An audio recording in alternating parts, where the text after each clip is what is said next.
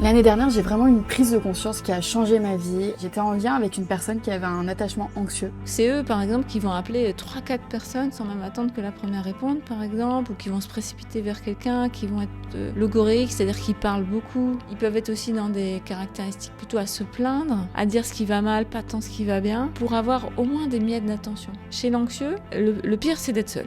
Et j'ai compris que moi, j'étais beaucoup plus dans un type d'attachement évitant. C'est-à-dire que je préférais contrôler mes émotions, les garder pour moi, gérer les choses seule. Mais la combinaison anxieuse évitante, elle est vachement intéressante parce que l'autre va appuyer exactement à l'endroit qui fait mal. C'est chirurgical. C'est chirurgical. Ça m'a permis de comprendre qu'il y avait un petit peu un cycle infernal, puisque plus cette personne avait besoin d'être rassurée, plus moi j'avais besoin d'espace, et plus j'avais besoin d'espace, plus elle avait besoin d'être rassurée. Donc forcément, ça pouvait pas fonctionner et c'était très douloureux. Aujourd'hui, avec Gwenaëlle, qui est psychologue et experte dans la théorie de l'attachement, nous allons explorer tout ça, ces différents styles d'attachement, et surtout comment tendre vers quelque chose qui soit plus sain pour tout le monde, sécurisé, et mieux comprendre ce qui fait que vous puissiez être dans un style d'attachement ou l'autre, comment savoir quel style d'attachement vous correspond. Bref, on fait un gros état des lieux et je suis sûre que vous allez sortir de là avec beaucoup de valeur. En tout cas, moi, ça m'a beaucoup aidé de revenir sur ça. L'individu humain seul, déconnecté de son environnement, en fait, c'est pas possible. Bonjour les amis, ravie de vous retrouver pour un nouvel épisode du podcast. Je suis avec Gwenaëlle. Salut Gwenaëlle. Salut Lily Rose. Trop contente de te retrouver pour notre 3e épisode. Et ouais. T'es la première personne, je crois, que je reçois pour 3 épisodes. Waouh. Ouais, c'est parce que vraiment, à chaque fois, j'aime beaucoup les échanges qu'on a. Ça, je trouve qu'il y a beaucoup de valeur dedans et ça permet vraiment d'avoir des choses concrètes et ancrées pour mieux se comprendre et avancer plus sereinement dans la vie. Donc, je suis trop contente. Merci pour ça. Merci à toi. D'autant plus qu'aujourd'hui, on va aborder un sujet qui me tient particulièrement à cœur. Il s'agit des liens d'attachement. Tu as écrit un livre, on voit qu'il a été un petit peu utilisé, mon livre, que tu as écrit du coup avec Johanna Mikou. Je sais que c'était important aussi pour toi de la citer, puisque c'est un travail que vous avez fait à 2. Et Johanna, voilà, donc qui t'a cité tout le monde, autant... Notre illustratrice, elle est très importante pour ce livre, parce qu'en effet, on a mis beaucoup d'images pour que ce soit encore plus clair. Ouais, mais ce que je disais tout à l'heure, c'est que je trouve que c'est trop chouette de réussir à simplifier des fois des choses qui peuvent être, entre guillemets, complexes ou sur lesquelles c'est facile de complexifier, alors qu'en fait, ça peut être aussi très simple, parce qu'il s'agit de liens, il s'agit d'humains, et pour moi, c'est important. Je disais que c'était un épisode qui me tenait particulièrement à cœur, parce que moi, notamment cet été, j'ai compris pas mal de choses, et notamment à quel point le lien d'attachement, il pouvait vraiment conditionner certaines relations et créer beaucoup de peine, en fait, et de souffrance, notamment pour parler un petit peu de mon histoire et introduire, mais j'ai capté que j'avais un profil à tendance évitante, voire désorganisée, et j'avais une de mes meilleures amies qui était plutôt anxieuse, et en fait, du coup, on venait s'activer l'une l'autre, et c'était très douloureux, en fait, pour chacune, et je me suis dit, oh là là, moi, je veux plus de ça, j'ai envie vraiment de tendre vers quelque chose de sécure, en fait, et j'ai consommé, du coup, du contenu, ton livre m'a permis de comprendre notamment beaucoup de choses, et je trouve que ça fait du bien, quoi, de se dire, ok, j'ai fait ce constat, mais en fait, il y a une issue qui est possible, il y a une porte de sortie, et ça, c'est trop bien. Oui, c'est le grand message à passer. Ouais. On va parler des problèmes liés à l'attachement, les styles d'attachement parfois effectivement douloureux, désorganisés par exemple, tu citais. Ouais. Mais surtout, on va dire que tout de suite, qu'on peut vraiment apaiser ça, voire même guérir, aller vers la sécurité, se sentir plus serein avec nous et avec les autres, c'est un gros message à passer. Ouais, trop bien.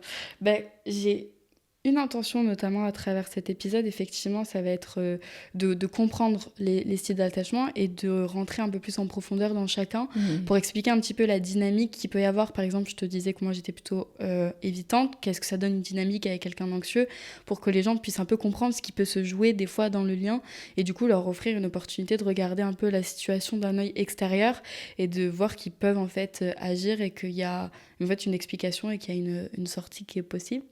Mais pour commencer, j'aimerais vraiment déjà comprendre, savoir comment se crée son style d'attachement. Qu'est-ce qui fait qu'une personne va être plutôt anxieuse ou sécure dès l'enfance ou évitante, voire désorganisée.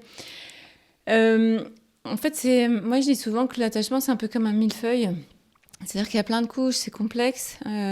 C'est à la fois pas si compliqué, tu vois, par rapport à d'autres concepts en psychologie où des fois tu comprends franchement rien. Et en même temps, c'est subtil. Il y a plein de nuances, en fait. Donc, comment on construit son style d'attachement ? En fait, ce qui joue le plus, c'est l'attitude parentale. C'est-à-dire comment mes parents se sont comportés avec moi. Et quand on dit les parents, c'est peut-être même plus que ça. C'est globalement l'environnement, tu vois, parental, familial. Ça peut être aussi des choses avec les frères et sœurs, les grands-parents. Enfin, en tout cas, tous ceux qui ont compté pour nous dès la petite enfance. Ouais. En sachant que la mère est quand même prépondérante dans cet échiquier, parce que c'est quand même de son ventre qu'on sort. Et puis, même si les choses évoluent un peu, c'est quand même la mère qui s'occupe beaucoup de l'enfant les premiers temps. Donc la mère, elle conditionne beaucoup de choses. Sur la façon d'aimer, en fait. Oui, sur est-ce que je me suis sentie, tu vois, accueillie, reçue, vue, compris, soutenue. Et ça va jouer pour le plus gros, en fait, de notre style d'attachement. Et je vais y revenir, mais peut-être dire aussi tout de suite qu'il n'y a pas que ça. Il y a aussi l'environnement de manière plus large, notamment les événements de vie. Tu vois, si tu vis dans un pays où il y a beaucoup d'adversité, de guerres, de problèmes. Ça peut créer beaucoup d'insécurité. Voilà, ça, par exemple, tu vois, ça génère autour de la famille un environnement globalement insécurisant, donc ça joue. Ça peut être aussi parfois des événements qui peuvent être plus anodins, comme par exemple déménager beaucoup. Pour un gamin, ça, c'est pas rien. Typiquement, à l'adolescence, par exemple, les déménagements, ça peut être très dur, parce que c'est le moment où, quand même, c'est un peu difficile à plein d'endroits, et si on t'arrache d'un endroit où tu étais stable, ça peut avoir un impact. Ça peut être aussi tomber malade, c'est tous les gros événements. Ou les proches qui tombent malades, tu vois. Ça peut être évidemment un deuil. Ça peut être plein de choses. Des parents qui ont des problèmes financiers, tout sur le stress à la maison. Donc ça, c'est ce qu'on appelle des événements de vie. Et puis le troisième ingrédient qui joue dans le style d'attachement, c'est aussi le tempérament. Donc ça jouerait moins que les autres, mais ça jouerait quand même, parce qu'on n'est pas tous pareils. Par exemple, l'intraversion, l'extraversion, tu vois, c'est une dimension qu'on connaît bien en psychologie. Il y a des gens qui sont naturellement plus sociables, ils vont aller naturellement vers les autres avec facilité, puis d'autres, c'est plus compliqué. Et, enfin, plus compliqué. C'est même pas que c'est plus compliqué, c'est que c'est moins leur couleur. Tu vois, c'est pas mieux d'être extraverti ou introverti, ça dépend des contextes. C'est une question de personnalité. Voilà, c'est ça. Et ça, on appelle ça le tempérament. Il y a aussi une variable en tempérament qui joue dans l'attachement, c'est l'émotionnalité. Enfin, il y a un terme un peu plus complexe qui s'appelle le névrosisme, mais moi, j'aime bien dire que c'est la couleur émotionnelle. Il y a des gens, ils sont plus émotionnels, ils vont naturellement être plus joyeux, mais aussi plus tristes, ça va être plus coloré, et puis d'autres, ils sont plus stables. Et ça, c'est lié à la génétique, ou en tout cas l'épigénétique, et ça joue aussi. Donc, tu vois, attitude parentale, événement de vie, tempérament, et c'est un peu la cuisine de tout ça.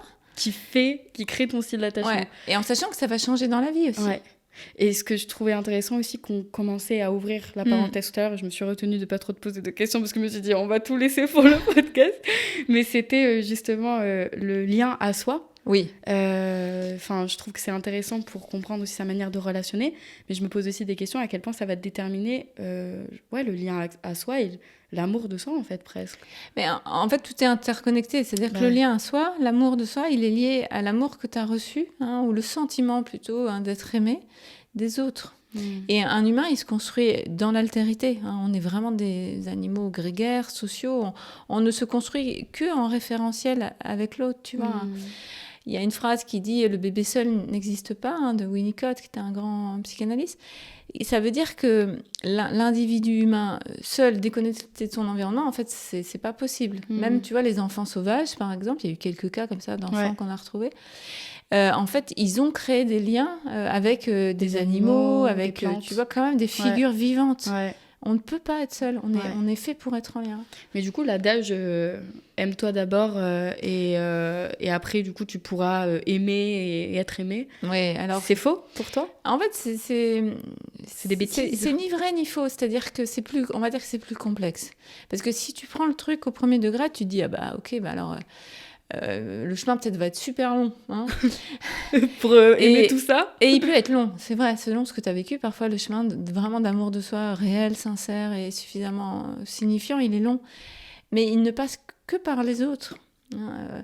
Tu vois, l'attachement sécure, par exemple, c'est quand tu as reçu ça de manière suffisante en qualité, mais surtout en quantité, et que ça s'est sédimenté au fond de toi. C'est vraiment comme au fond de la mer, l'océan, il y a plein de couches.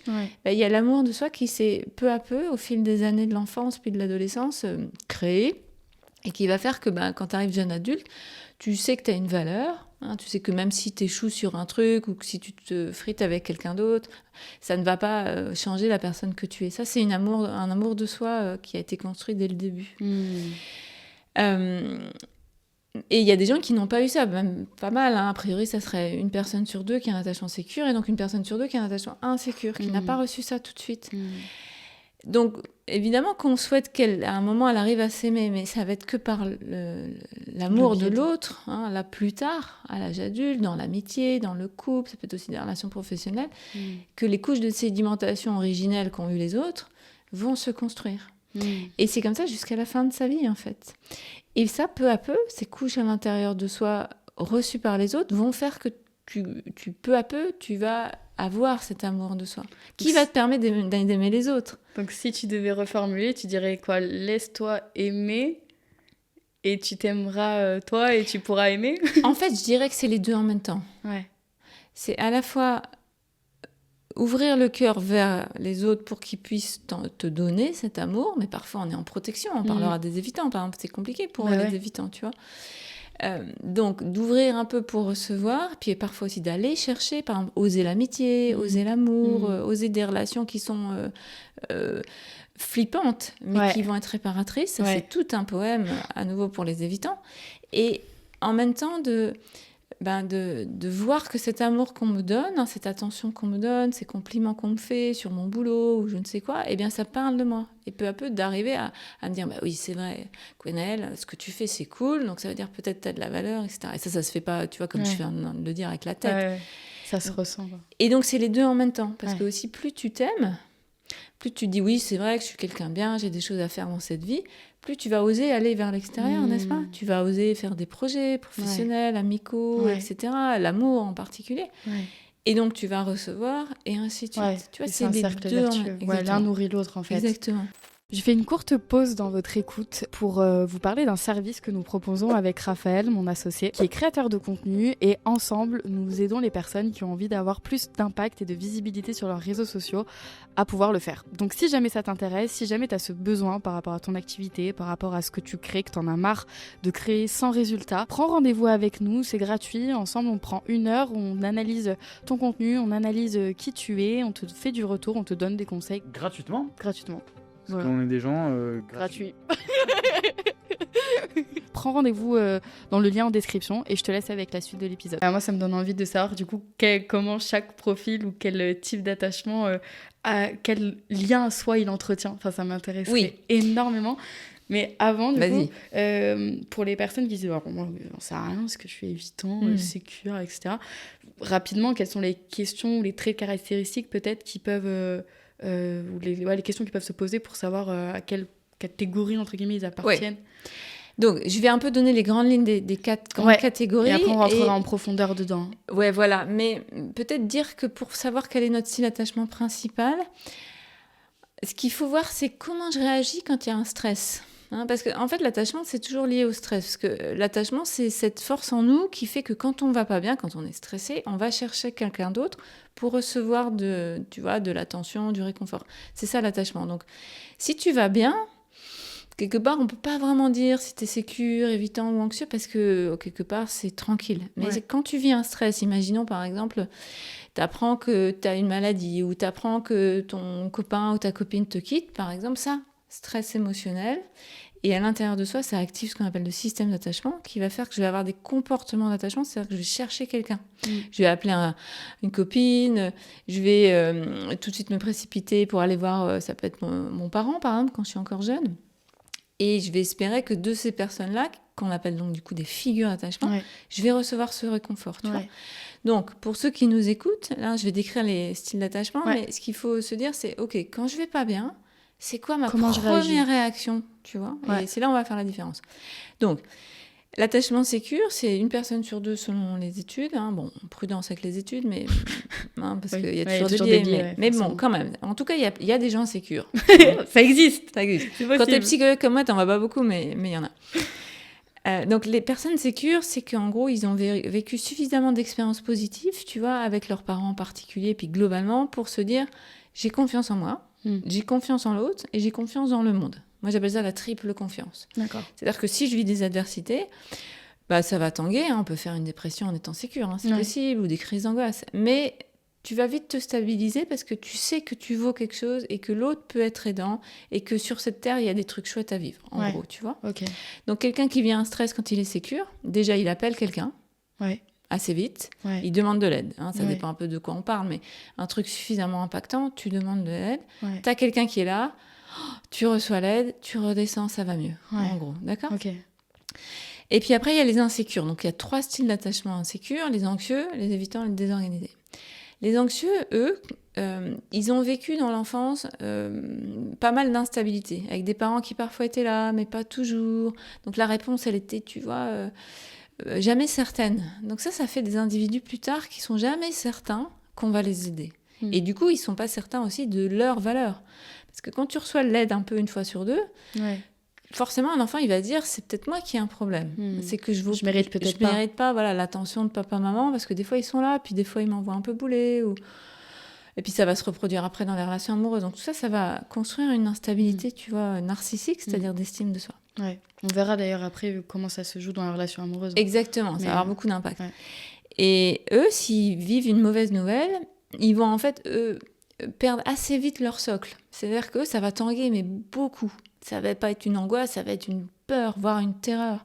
Ça va pas être de la colère, ça va être de la rage, tu vois, ça va être la vallée des larmes, hein, parce que l'émotion, elle va les envahir rapidement puisqu'il y a cette instabilité de fond, tu vois, au niveau narcissique. Et eux, pour résoudre ce problème émotionnel qui est énorme au moment du stress, ils vont absolument avoir besoin d'un autre. Il y a quelque chose, en fait, qui manque d'autonomie chez les anxieux. Tu vois, ils sont débordés par l'anxiété. Et ça va se traduire par une anxiété d'attachement, c'est-à-dire vite, il faut que j'ai quelqu'un au bout du fil. Donc c'est eux, par exemple, qui vont appeler 3-4 personnes sans même attendre que la première réponde, par exemple, ou qui vont se précipiter vers quelqu'un, qui vont être logoriques, c'est-à-dire qu'ils parlent beaucoup. Ils peuvent être aussi dans des caractéristiques plutôt à se plaindre, à dire ce qui va mal, pas tant ce qui va bien, pour avoir au moins des miettes d'attention. Chez l'anxieux, le pire, c'est d'être seul. Donc, même si je gave les gens de demandes, tu vois, typiquement maintenant avec les téléphones, ça peut être harcelant. Mais si quelqu'un finit par répondre, et c'est ce qu'ils ont vécu dans l'enfance, c'est que, en fait, à force de demander, ces parents instables, ils finissaient par leur donner des miettes d'attention. Donc, c'est une stratégie qu'ils ont enregistrée comme opérante. Donc, ils vont l'utiliser en amitié, ils vont l'utiliser en amour aussi. Et on verra les problèmes pour l'autre. Mais c'est fonctionnel, ça a un effet, tu vois. Donc ça, c'est les anxieux. Donc ça permet de se dire, ok, situation de stress, comment je réagis. Si je suis en panique, en fait... C'est un peu... Donc déjà, beaucoup d'émotions, et puis il faut quelqu'un. Ok, donc ça, c'est voilà. pour les anxieux. Et les évitants, on va voir, c'est exactement l'inverse. Vas-y. Hein, c'est les deux polarités. Ouf, laissez-moi tranquille, j'ai besoin d'espace, je peux peut-être le dire. Hein. Exactement. Apparemment, tu connais un peu les gens aussi. Moi, je connais bien aussi, parce que je me suis structurée sur un mode évitant. Voilà. Et désorganisé évitant aussi au début. Bon, voilà. Donc, voilà, on se capte. On se comprend. On se fait. Donc les évitants, eux, dans l'enfance, le plus souvent, ça a manqué de présence. En fait, c'est des parents qui étaient soit carrément pas là, par exemple, qui bossaient beaucoup, mais plus souvent, c'est plus subtil que ça. C'est des parents qui étaient là, mais pas là, hein, qui étaient occupés par du boulot, des soucis, ça peut être des dépressions, ça peut être aussi des fratries nombreuses où t'as pas trouvé, tu vois, d'espace. Et puis globalement, une famille où on parle pas des émotions, surtout celles qui dérangent. Chacun est un peu seul avec son truc, et puis on avance un peu, tu vois, à la force du mental. Ça peut être des familles aussi assez branchées, tu vois, intellect, rationalisation, enfin, en gros, les émotions, c'est non. On veut pas voir, quoi. Donc forcément, quand tu grandis là-dedans, bah, tu deviens un adulte qui fonctionne pareil. Et on appelle ça évitant, évitant détaché, on dit aussi. Donc eux, s'il y a une mauvaise nouvelle, eh bien, ils vont déconnecter l'appareil à sentir, hein, donc les émotions. Et ça, ils ne le décident pas, hein. Tout ça c'est inconscient évidemment, on appelle ça la dissociation aussi, pour ne pas sentir la peur, la colère, la tristesse, parce qu'on leur a appris en fait que c'était pas inconsciemment, voire même parfois c'était explicite, hein, dans certaines familles, c'est mais pleure pas, ça va pas d'être en colère, t'es une hystérique, etc. Tu vois, donc le mode déconnexion, il va s'installer assez tôt. Donc non seulement ils ressentent pas grand-chose, et surtout ils vont pas demander de l'aide, ou peu. S'ils commencent à demander de l'aide, ça veut dire qu'ils sont pas tant évitants. C'est qu'ils commencent à guérir. Alors. Et c'est qu'ils commencent à guérir.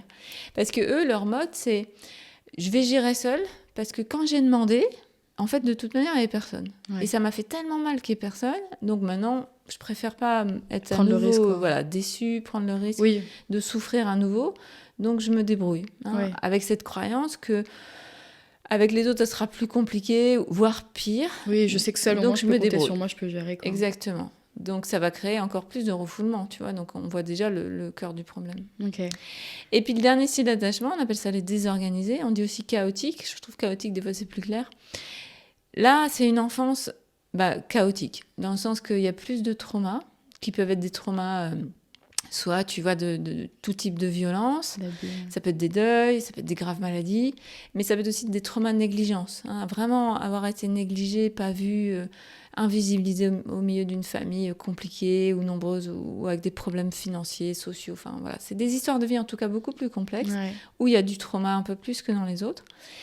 Et là, le gamin, il n'a pas réussi en fait à se structurer, à s'organiser. Donc il va devenir désorganisé. C'est-à-dire qu'il est ni évitant ni anxieux, il est un mix des deux.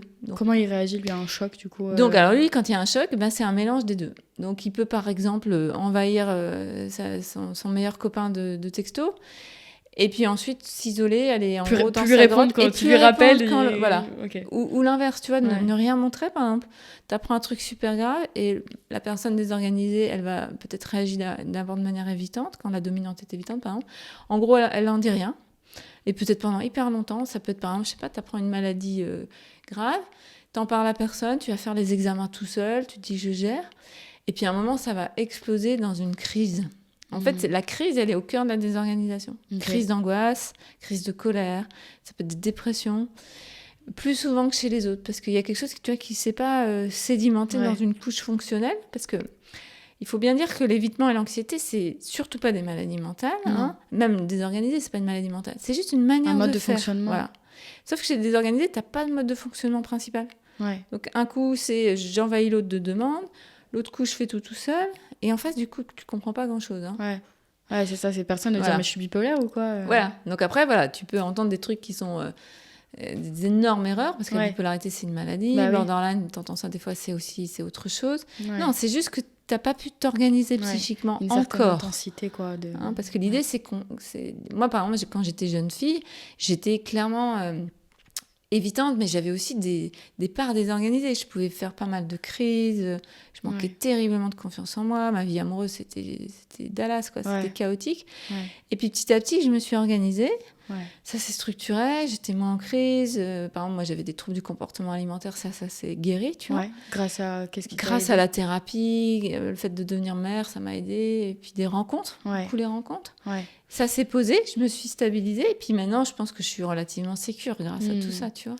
Mais ce qui est intéressant dans ce que tu dis, c'est qu'au cœur de la guérison, le point commun, peu importe le type d'attachement que nous avons, c'est le lien.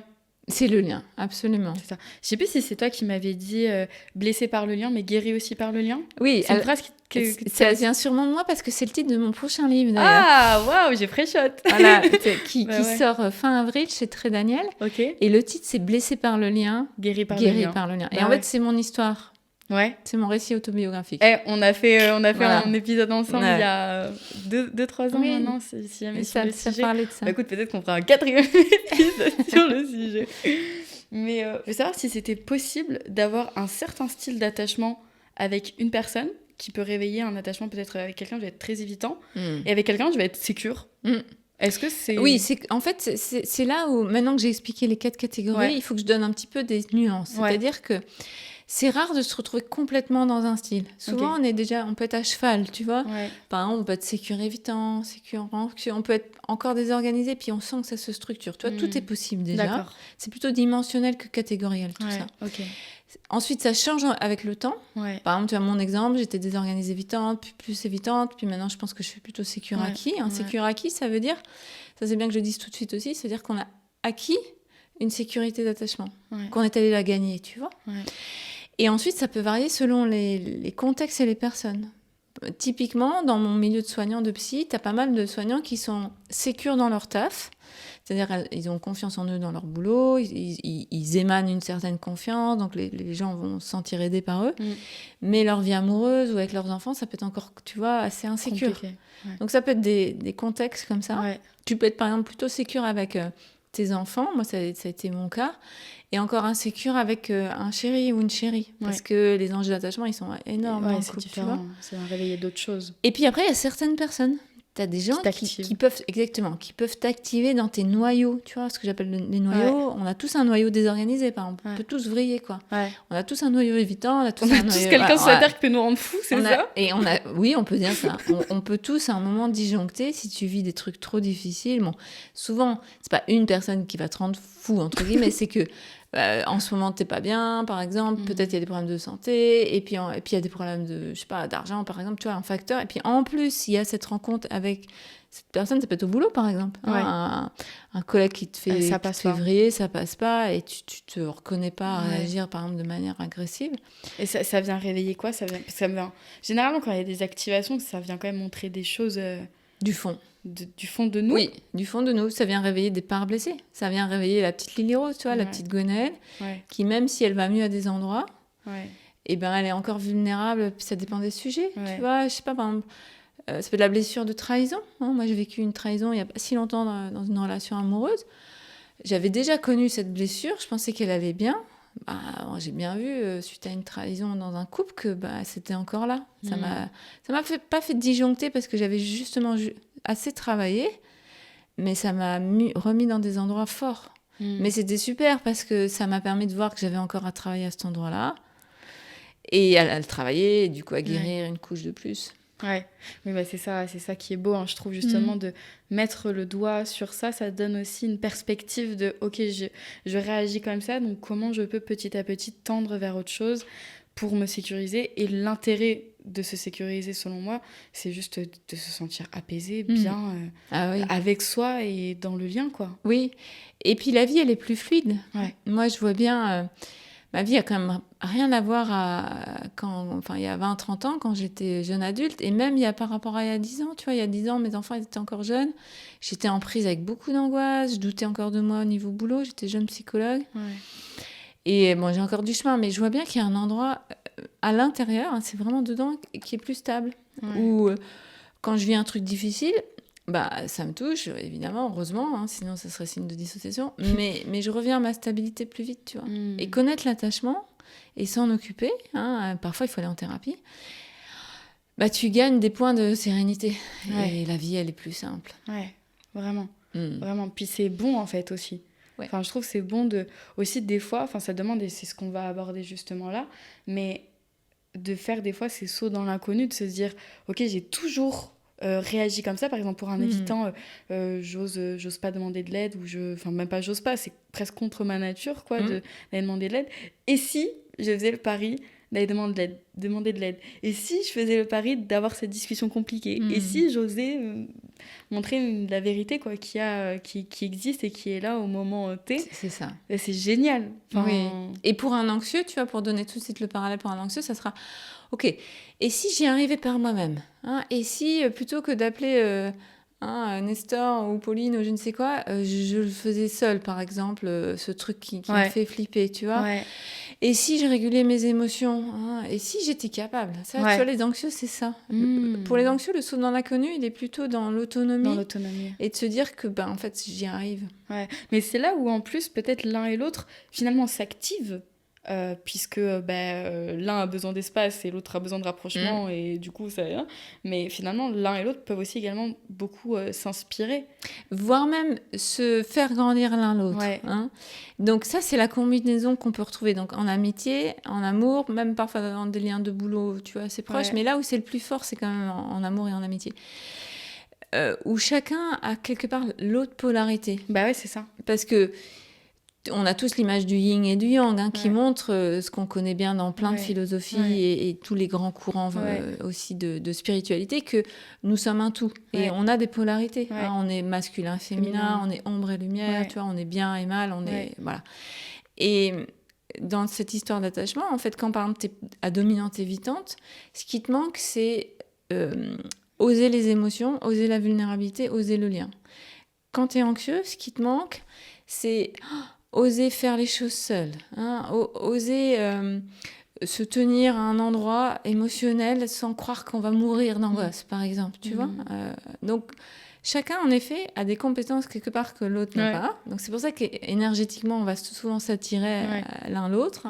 Pas que, tu peux avoir aussi les combinaisons 2 évitants, 2 anxieux, mais la combinaison anxieuse évitante, elle est vachement intéressante parce que l'autre va appuyer exactement à l'endroit qui fait mal. C'est chirurgical. C'est chirurgical. Donc, sur le moment, tu te dis... non, mais c'est what une the blague. Fuck, c'est quoi ce mauvais plan?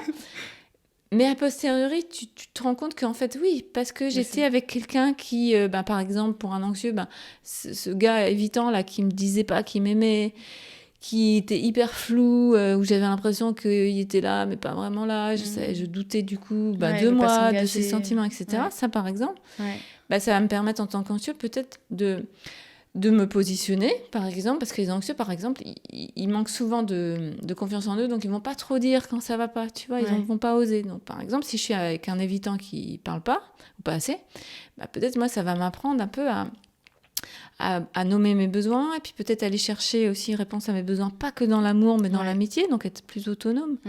Et c'est parce que l'autre m'aura amené à cet endroit-là. À développer certaines ressources. Et pareil dans l'autre sens. Si je suis plutôt évitante, et que je suis en couple avec un anxieux ou une anxieuse, eh bien, l'autre va m'activer parce qu'il va me demander beaucoup. Il va me demander, par exemple, de l'engagement, des preuves d'amour, des mots doux, etc. Et moi, c'est compliqué pour moi, mais en même temps, la relation, elle est faite quand même sur l'intimité, le dévoilement. C'est ça. Donc, ça va me faire bosser, ça me fait sortir de ma zone de confort. Et si en plus, les gens connaissent, dans un couple ou dans une amitié, ces histoires de style d'attachement, ils peuvent même mettre des mots sur leur fonctionnement. Et pas juste, précis. Tu vois, sans en mettre plein la tête en disant, mais... T'es vraiment comme si... t'es vraiment, tu fais ça d'escalade, et c'est toi qui as un problème, et non, c'est toi. Et alors qu'en fait, on est en train de te dire, on a chacun notre problème, en l'occurrence complètement opposé, et en fait, chacun va bosser. Et puis, on va bosser ensemble. C'est ça. Bon, après, ça demande aussi d'avoir une vision commune et une volonté de se retrouver, quoi, parce que sinon... Oui, mais la volonté de se retrouver, tu la trouves en fait dans l'amour. Parce que peut-être, c'est bien de dire aussi que l'attachement, c'est pas l'amour. L'amour, je me risquerais pas à définir l'amour. C'est beaucoup trop mystérieux. C'est très poétique. On peut tomber amoureux, des fois, vraiment, il y a un endroit où, tu vois, ça dépasse la psychologie, c'est ailleurs. Par contre, l'attachement, c'est de la psychologie. L'attachement, c'est cette manière que j'ai de relationner par rapport à mes besoins, elle est soit sécure, soit évitante, soit anxieuse. Oui, en fait, l'attachement, c'est comment je suis en lien, mais à la fois, comment est-ce qu'on choisit aussi les gens, c'est parce qu'on les aime. Et comment on reste aussi, parfois, dans certains patterns, tu vois, l'évitant, par exemple. Le truc, c'est souvent qu'on va voir, c'est qu'ils vont avoir du mal à s'engager, donc ils peuvent aller d'une relation à une autre. Ou peut-être ils sont dans un couple à long terme, mais ils ne s'engagent pas émotionnellement, donc l'autre, il doute tout le temps, tu vois. Et l'anxieux, ça peut être l'inverse. Donc, c'est sa manière d'être aussi dans la durée avec les autres. J'aimerais bien, justement, essayer de rentrer un peu plus en profondeur dans chacun des profils.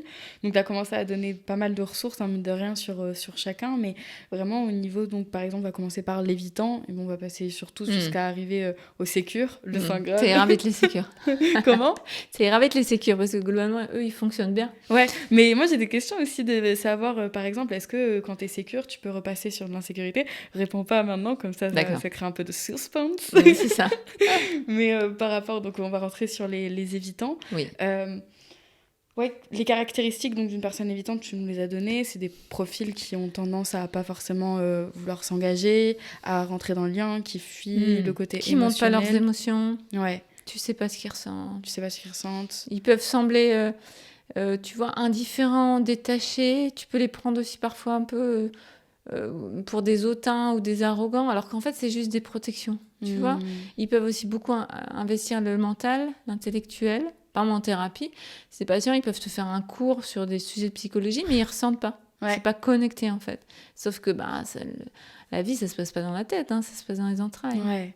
Mais ce serait hyper intéressant de savoir, du coup, par rapport à ce profil, quel est son challenge, peut-être à la fois dans le lien avec les autres et dans le lien avec soi. Tu vois, un peu ses défis, ses besoins, ses limites, quels sont les... Donc, le SWOT.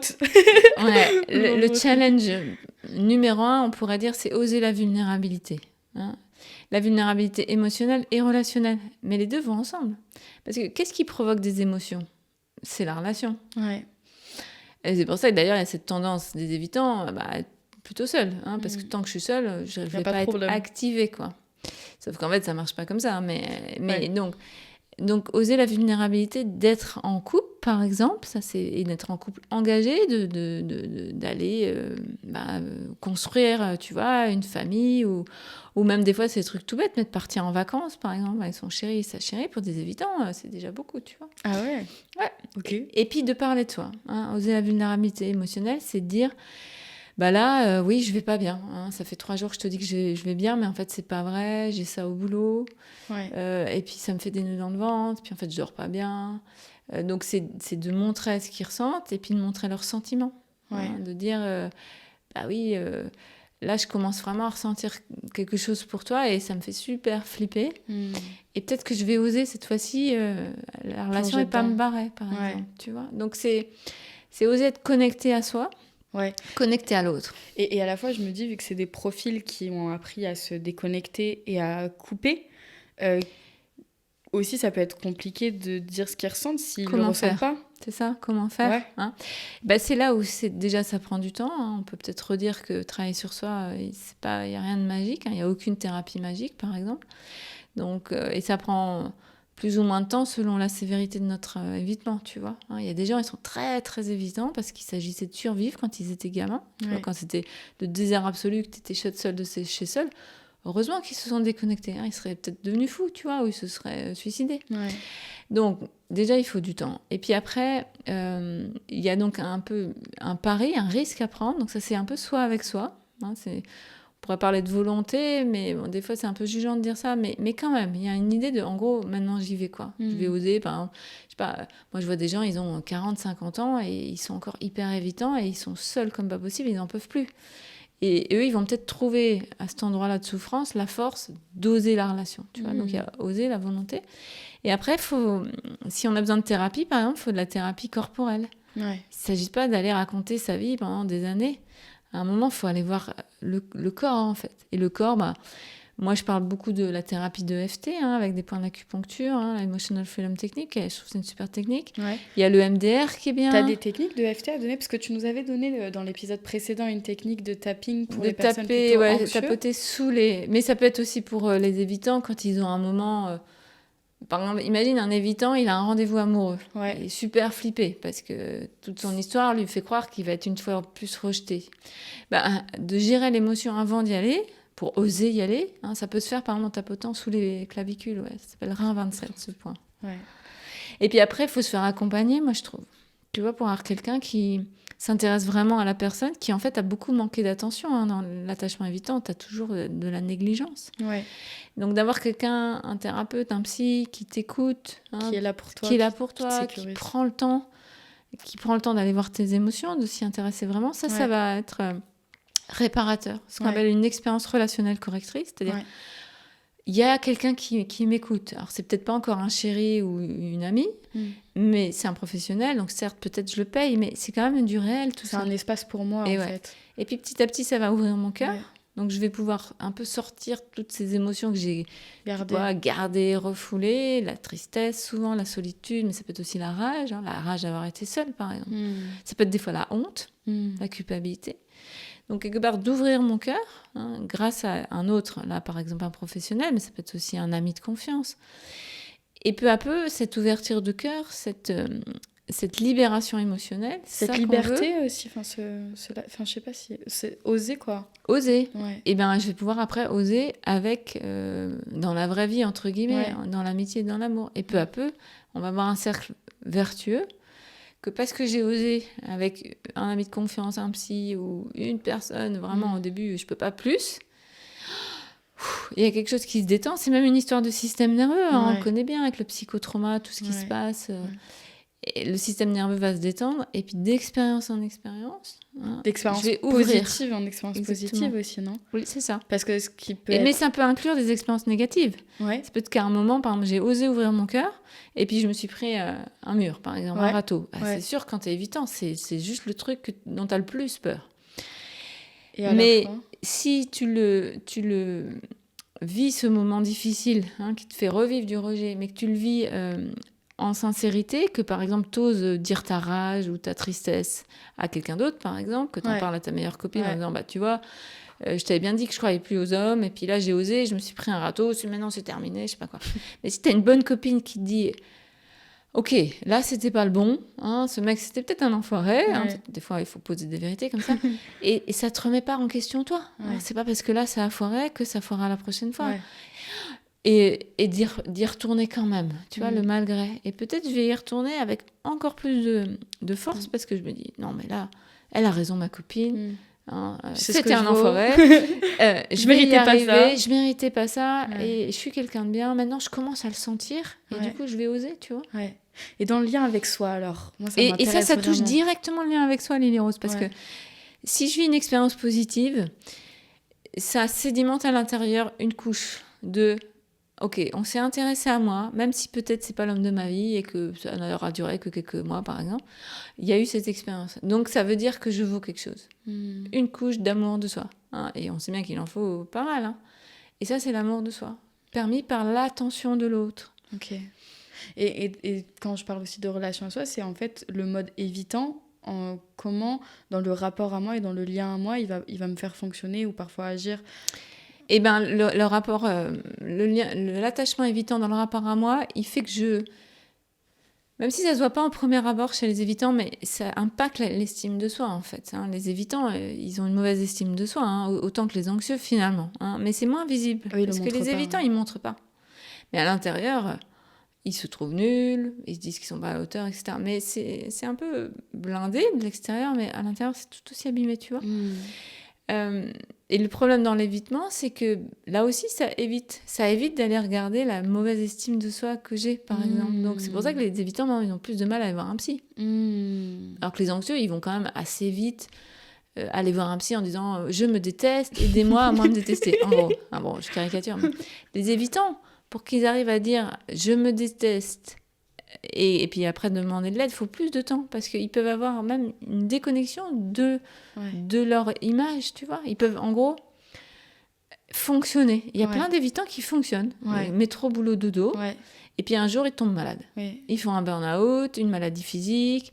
Et c'est le corps qui dit « Eh oh, on n'est pas là que pour fonctionner. En fait, on est un corps, on est des émotions, on est des vibrations. » Et c'est en ça que les mal a dit, hein, on dit souvent en 3 mots, tu sais, mal-a-dit, ça dit, c'est le cas de le dire, regarde quoi, il y a un truc qui va pas. Hein, cette déconnexion qu'on a depuis toujours, il s'agit que ça s'arrête. Oui, donc le challenge dans la relation, pour eux, ça va être donc les discussions vulnérables, de montrer leurs émotions et de demander de l'aide. Et dans le rapport à soi, ça va être... d'oser sa vulnérabilité avec soi-même, de se dire ça de ressentir, d'être à l'écoute des émotions. Et du coup, dans les choses qu'ils peuvent entreprendre, ça peut être d'aller peut-être dans des espaces, tu fais notamment toi, de la danse libre, etc. Donc des choses, par exemple, qui peuvent permettre au corps de s'exprimer sans que le mental, sans que le mental ne récupère la défense. Tu vois, parce que le mental, il se défend de la vulnérabilité. Par exemple, chez les évitants, il y a beaucoup la phrase... Ah, c'est pas si grave, ou ça va passer, on n'est pas mort. Minimisation, rationalisation, justification. Donc, eux, ils ont besoin d'aller dans le corps, dans des endroits où le mental va être un peu moins présent. Donc, typiquement, les thérapies, comme j'ai cité, EFT, EMDR, par exemple, ça permet d'aller dans le corps, l'hypnose aussi. Et moi, j'aime beaucoup travailler avec la danse, le corps, hein, la transe aussi, parce que là, c'est encore plus fort. Et alors, en groupe, c'est encore mieux. Les évitants, moi, j'ai beaucoup d'évitants dans mes groupes de thérapie, parce que bon, déjà parce qu'à la base, moi, j'ai cette vibration-là, donc je pense que j'attire. Et aussi parce que les évitants, ils se rendent compte à un moment qu'ils vont avoir besoin de trucs un peu plus puissants. Donc parfois, ils vont directement à la case groupe et à la case de thérapie corporelle, tu vois.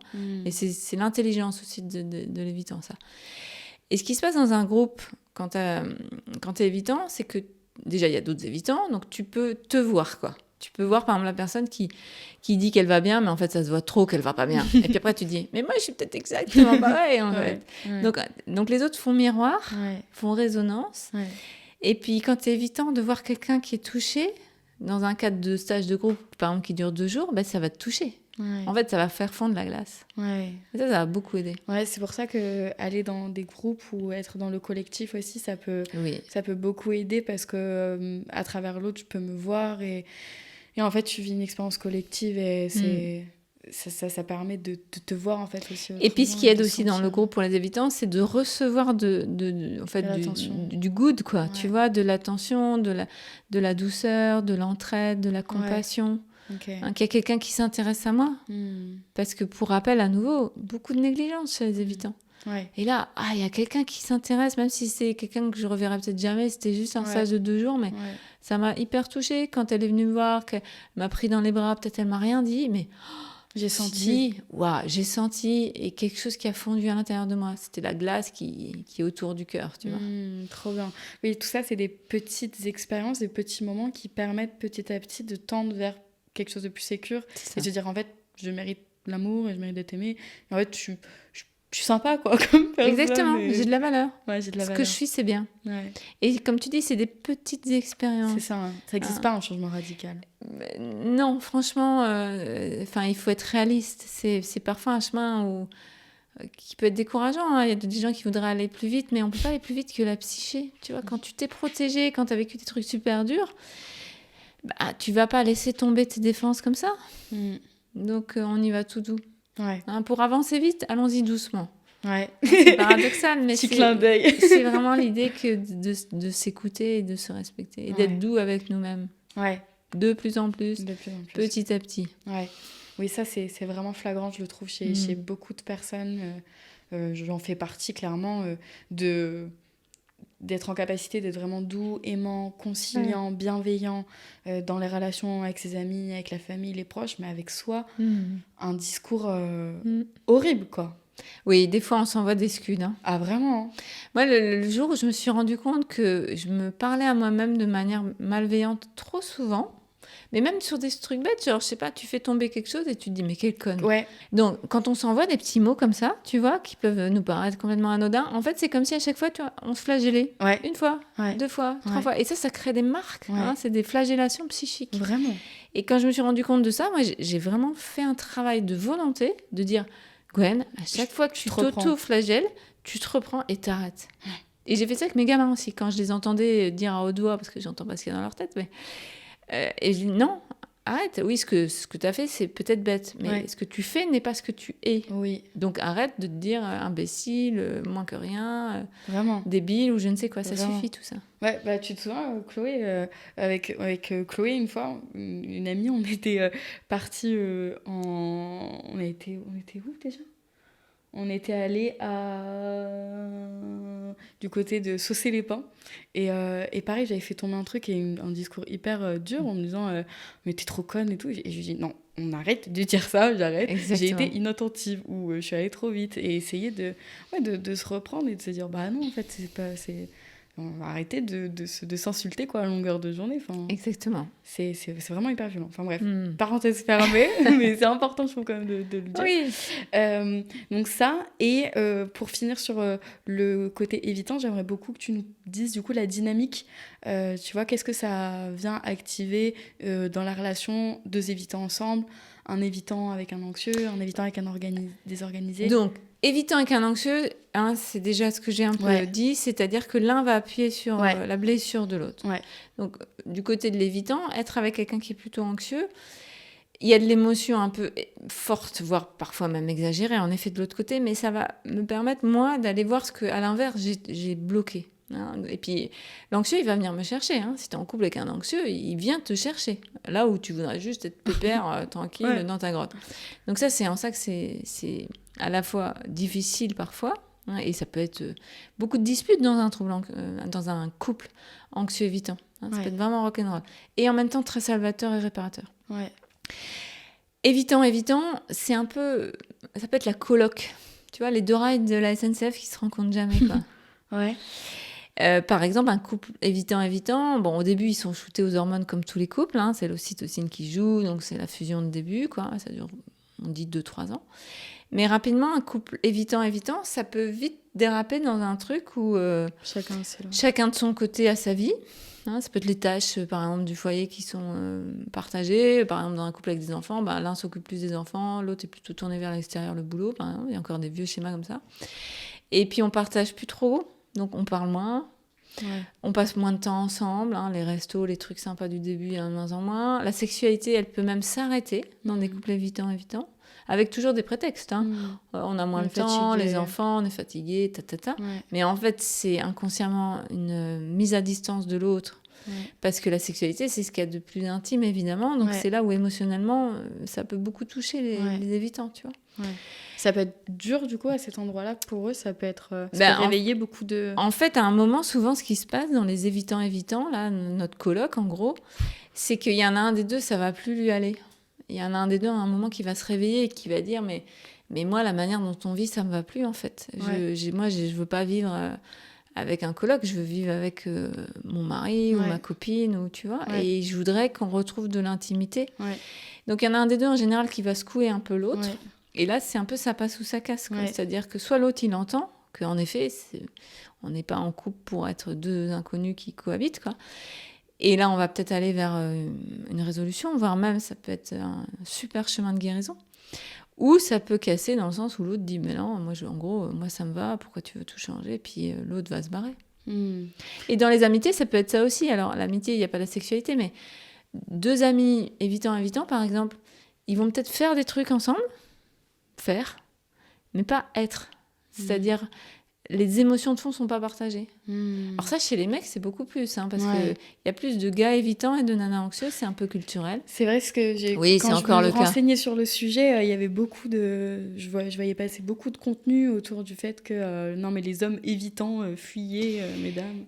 Il y a aussi des femmes hyper évitantes, mais statistiquement il y a quand même un peu plus d'hommes évitants et donc parce que les hommes mais parce qu'on élève sur les émotions. On élève encore, c'est beaucoup moins vrai que à l'époque de mes parents, au pire avant, mais quand même on a encore ce message de un gars ça doit être fort, ça doit pas montrer ses émotions, ça doit être performant, tu vois, le paradigme matérialiste individualiste il joue à toc là-dedans. Et les femmes, bon, la colère, on n'a pas trop le droit, hein, sinon t'es vite taxé encore d'hystérie. Mais voilà, une femme qui pleure, bon, ça passe. Un homme qui pleure, plus difficile, tu vois. Une femme autonome, on a encore des fois le truc, c'est une femme mec et tout. Alors que autonomie et émotion c'est le yin et le yang, tu vois. Et donc, je sais plus pourquoi on disait ça, du coup, oui, qu'il y avait plus d'hommes évitants. Ah oui, et je parlais donc les amitiés, voilà. Par exemple, deux hommes évitants.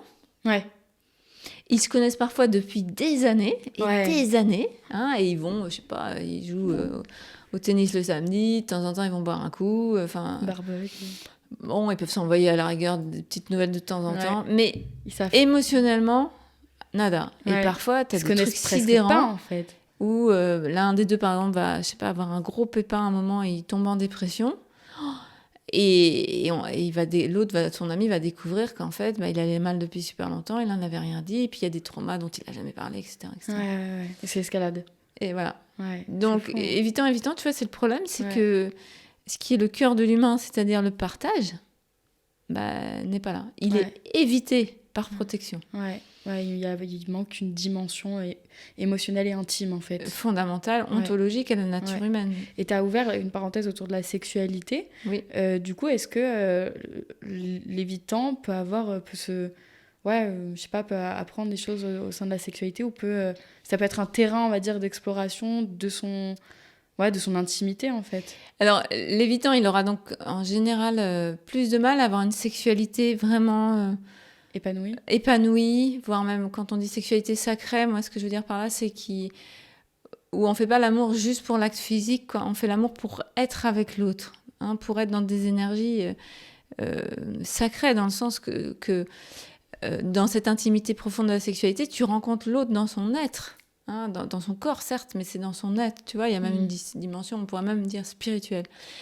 Pour les évitants, cet endroit-là, c'est compliqué. Donc, tu as des évitants, en fait, tu as plusieurs cas. Tu as des évitants qui, par exemple, peuvent fuir la sexualité, alors surtout si tu as des traumas sexuels, hein, ça c'est assez logique. Être tellement déconnectés de leur corps qu'il n'y a plus de sexualité. Il y a des couples où il n'y a plus de sexualité. Ou ils peuvent avoir une sexualité qui est non engagée. Il y a des gens, ils ont peut-être des partenaires sexuels, même parfois régulièrement, voire très régulièrement. Ça peut même être une consommation, entre guillemets, mais... Ou c'est juste deux corps, quoi, mais l'être n'est pas investi. Et ça peut même aller jusqu'à des conduites Dangereuse. problématiques, dangereuses, où tu investis la sexualité juste comme un mode dissociatif de soulager la pulsion, la tension, etc. Ouais. Ok, donc il peut y avoir un vrai intérêt pour quelqu'un d'évitant d'essayer de sentir et de se connecter vraiment à son corps et à ses sensations. Oui, un et évitant. faire en conscience, quoi. Essayer de mettre de la conscience sur ça. De la conscience. Un évitant qui sera en couple avec quelqu'un avec qui ça commence à vraiment s'installer dans la confiance, tout évitant qu'il est, la sexualité peut être un bel endroit de guérison. Mais souvent, il faut du temps. Bah ouais. Tu vois. Ouais. Et puis, sans aller jusqu'à la sexualité, il y a aussi avant ce qu'on appelle la sensualité. Et la sensualité, c'est le rapport au corps. Tu vois, par exemple, quand on fait de la danse libre, quand on travaille avec la danse-thérapie, on est dans ces endroits sensoriels, tu vois, d'aller bouger avec la musique, d'essayer de ne pas écouter le mental qui dit « mais qu'est-ce que tu fais, c'est nul » ou je sais pas quoi. Tu ressembles à rien, tu ressembles à rien, tout le monde y arrive, toi ce que tu fais, c'est pas tout, je sais pas quoi. Bon, lui, on lui dit « merci d'être là, de veiller à plein de moments dans ma vie, merci le mental, sans lui, on ne pourrait pas fonctionner. Mais là, s'il te plaît, just give me a break, mets-toi de côté et laisse-moi juste écouter la musique et peut-être doser un peu des mouvements qui en fait me font du bien. Et ça, c'est pour un évitant, tu vois, ça fait fondre la glace. Ouais, trop bien. Peu à peu. Ouais, ça lui donne Ça peut être des massages aussi. Quand t'es évitant, c'est super de s'offrir des massages. Ok. D'être touché avec douceur, respect, conscience, et de se dire, tiens, ça me fait du bien. Ou ceux qui peuvent même pas être touchés, parce que parfois c'est le cas, faire de l'acupuncture par exemple, ou des choses comme ça. Mais d'aller dans le corps. D'aller dans le corps, ok, trop bien. Donc on a parlé évitant anxieux, on en a parlé. Oui. Évitant désorganisé. C'est un peu chaotique, ouais, c'est un peu comme évitant anxieux, tu vois. Ouais. Et avec quelqu'un de sécure, du coup. Ça c'est une chance pour l'évitant. Ouais. Ça sera pas simple pour le sécure par contre, parce que pour le sécure ça peut être très frustrant. Mais pour l'évitant, d'être quelqu'un qui est plutôt sécure, ça fait beaucoup de bien, parce que c'est quelqu'un en face qui tient la route, qui va pas par moment m'envahir comme l'anxieux, qui peut entendre qu'il y a des moments où j'ai besoin d'être dans ma grotte, et en même temps des fois qui vient me chercher un peu. C'est très réparateur. Ouais. C'est plus rare, parce qu'en général, t'es plutôt attiré par des personnes qui vivent un peu comme toi. Les sécures vont s'attirer entre eux, les insécures vont s'attirer entre eux. Ouais. Mais il y a des exceptions. Tu peux avoir la chance de tomber sur quelqu'un, et c'est là où l'amour n'est pas l'attachement. Tu vois, et l'amour va faire que tu peux, si t'es sécure, tomber amoureux vraiment de quelqu'un qui est encore bien insécure. Quelque chose que j'aimerais rajouter sur les évitants Non, je pense qu'on a fait le tour. On a fait un joli tour. De toute façon, en parlant des autres profils, il y aura forcément des liens qui pourront aussi être faits avec les évitants. Et du coup, j'aimerais parler maintenant des anxieux, autant en profondeur que là, parce que c'était hyper intéressant ce que tu nous as partagé sur les évitants. Je trouve que ça permet vraiment de comprendre en fait des fonctionnements. Si on l'est nous-mêmes, ça permet de mieux se comprendre et du coup d'être plus tendre aussi peut-être avec soi et de j'en suis là, mais du coup ça me permet de voir qu'il y a des choses que je peux faire pour aller mieux et me sécuriser.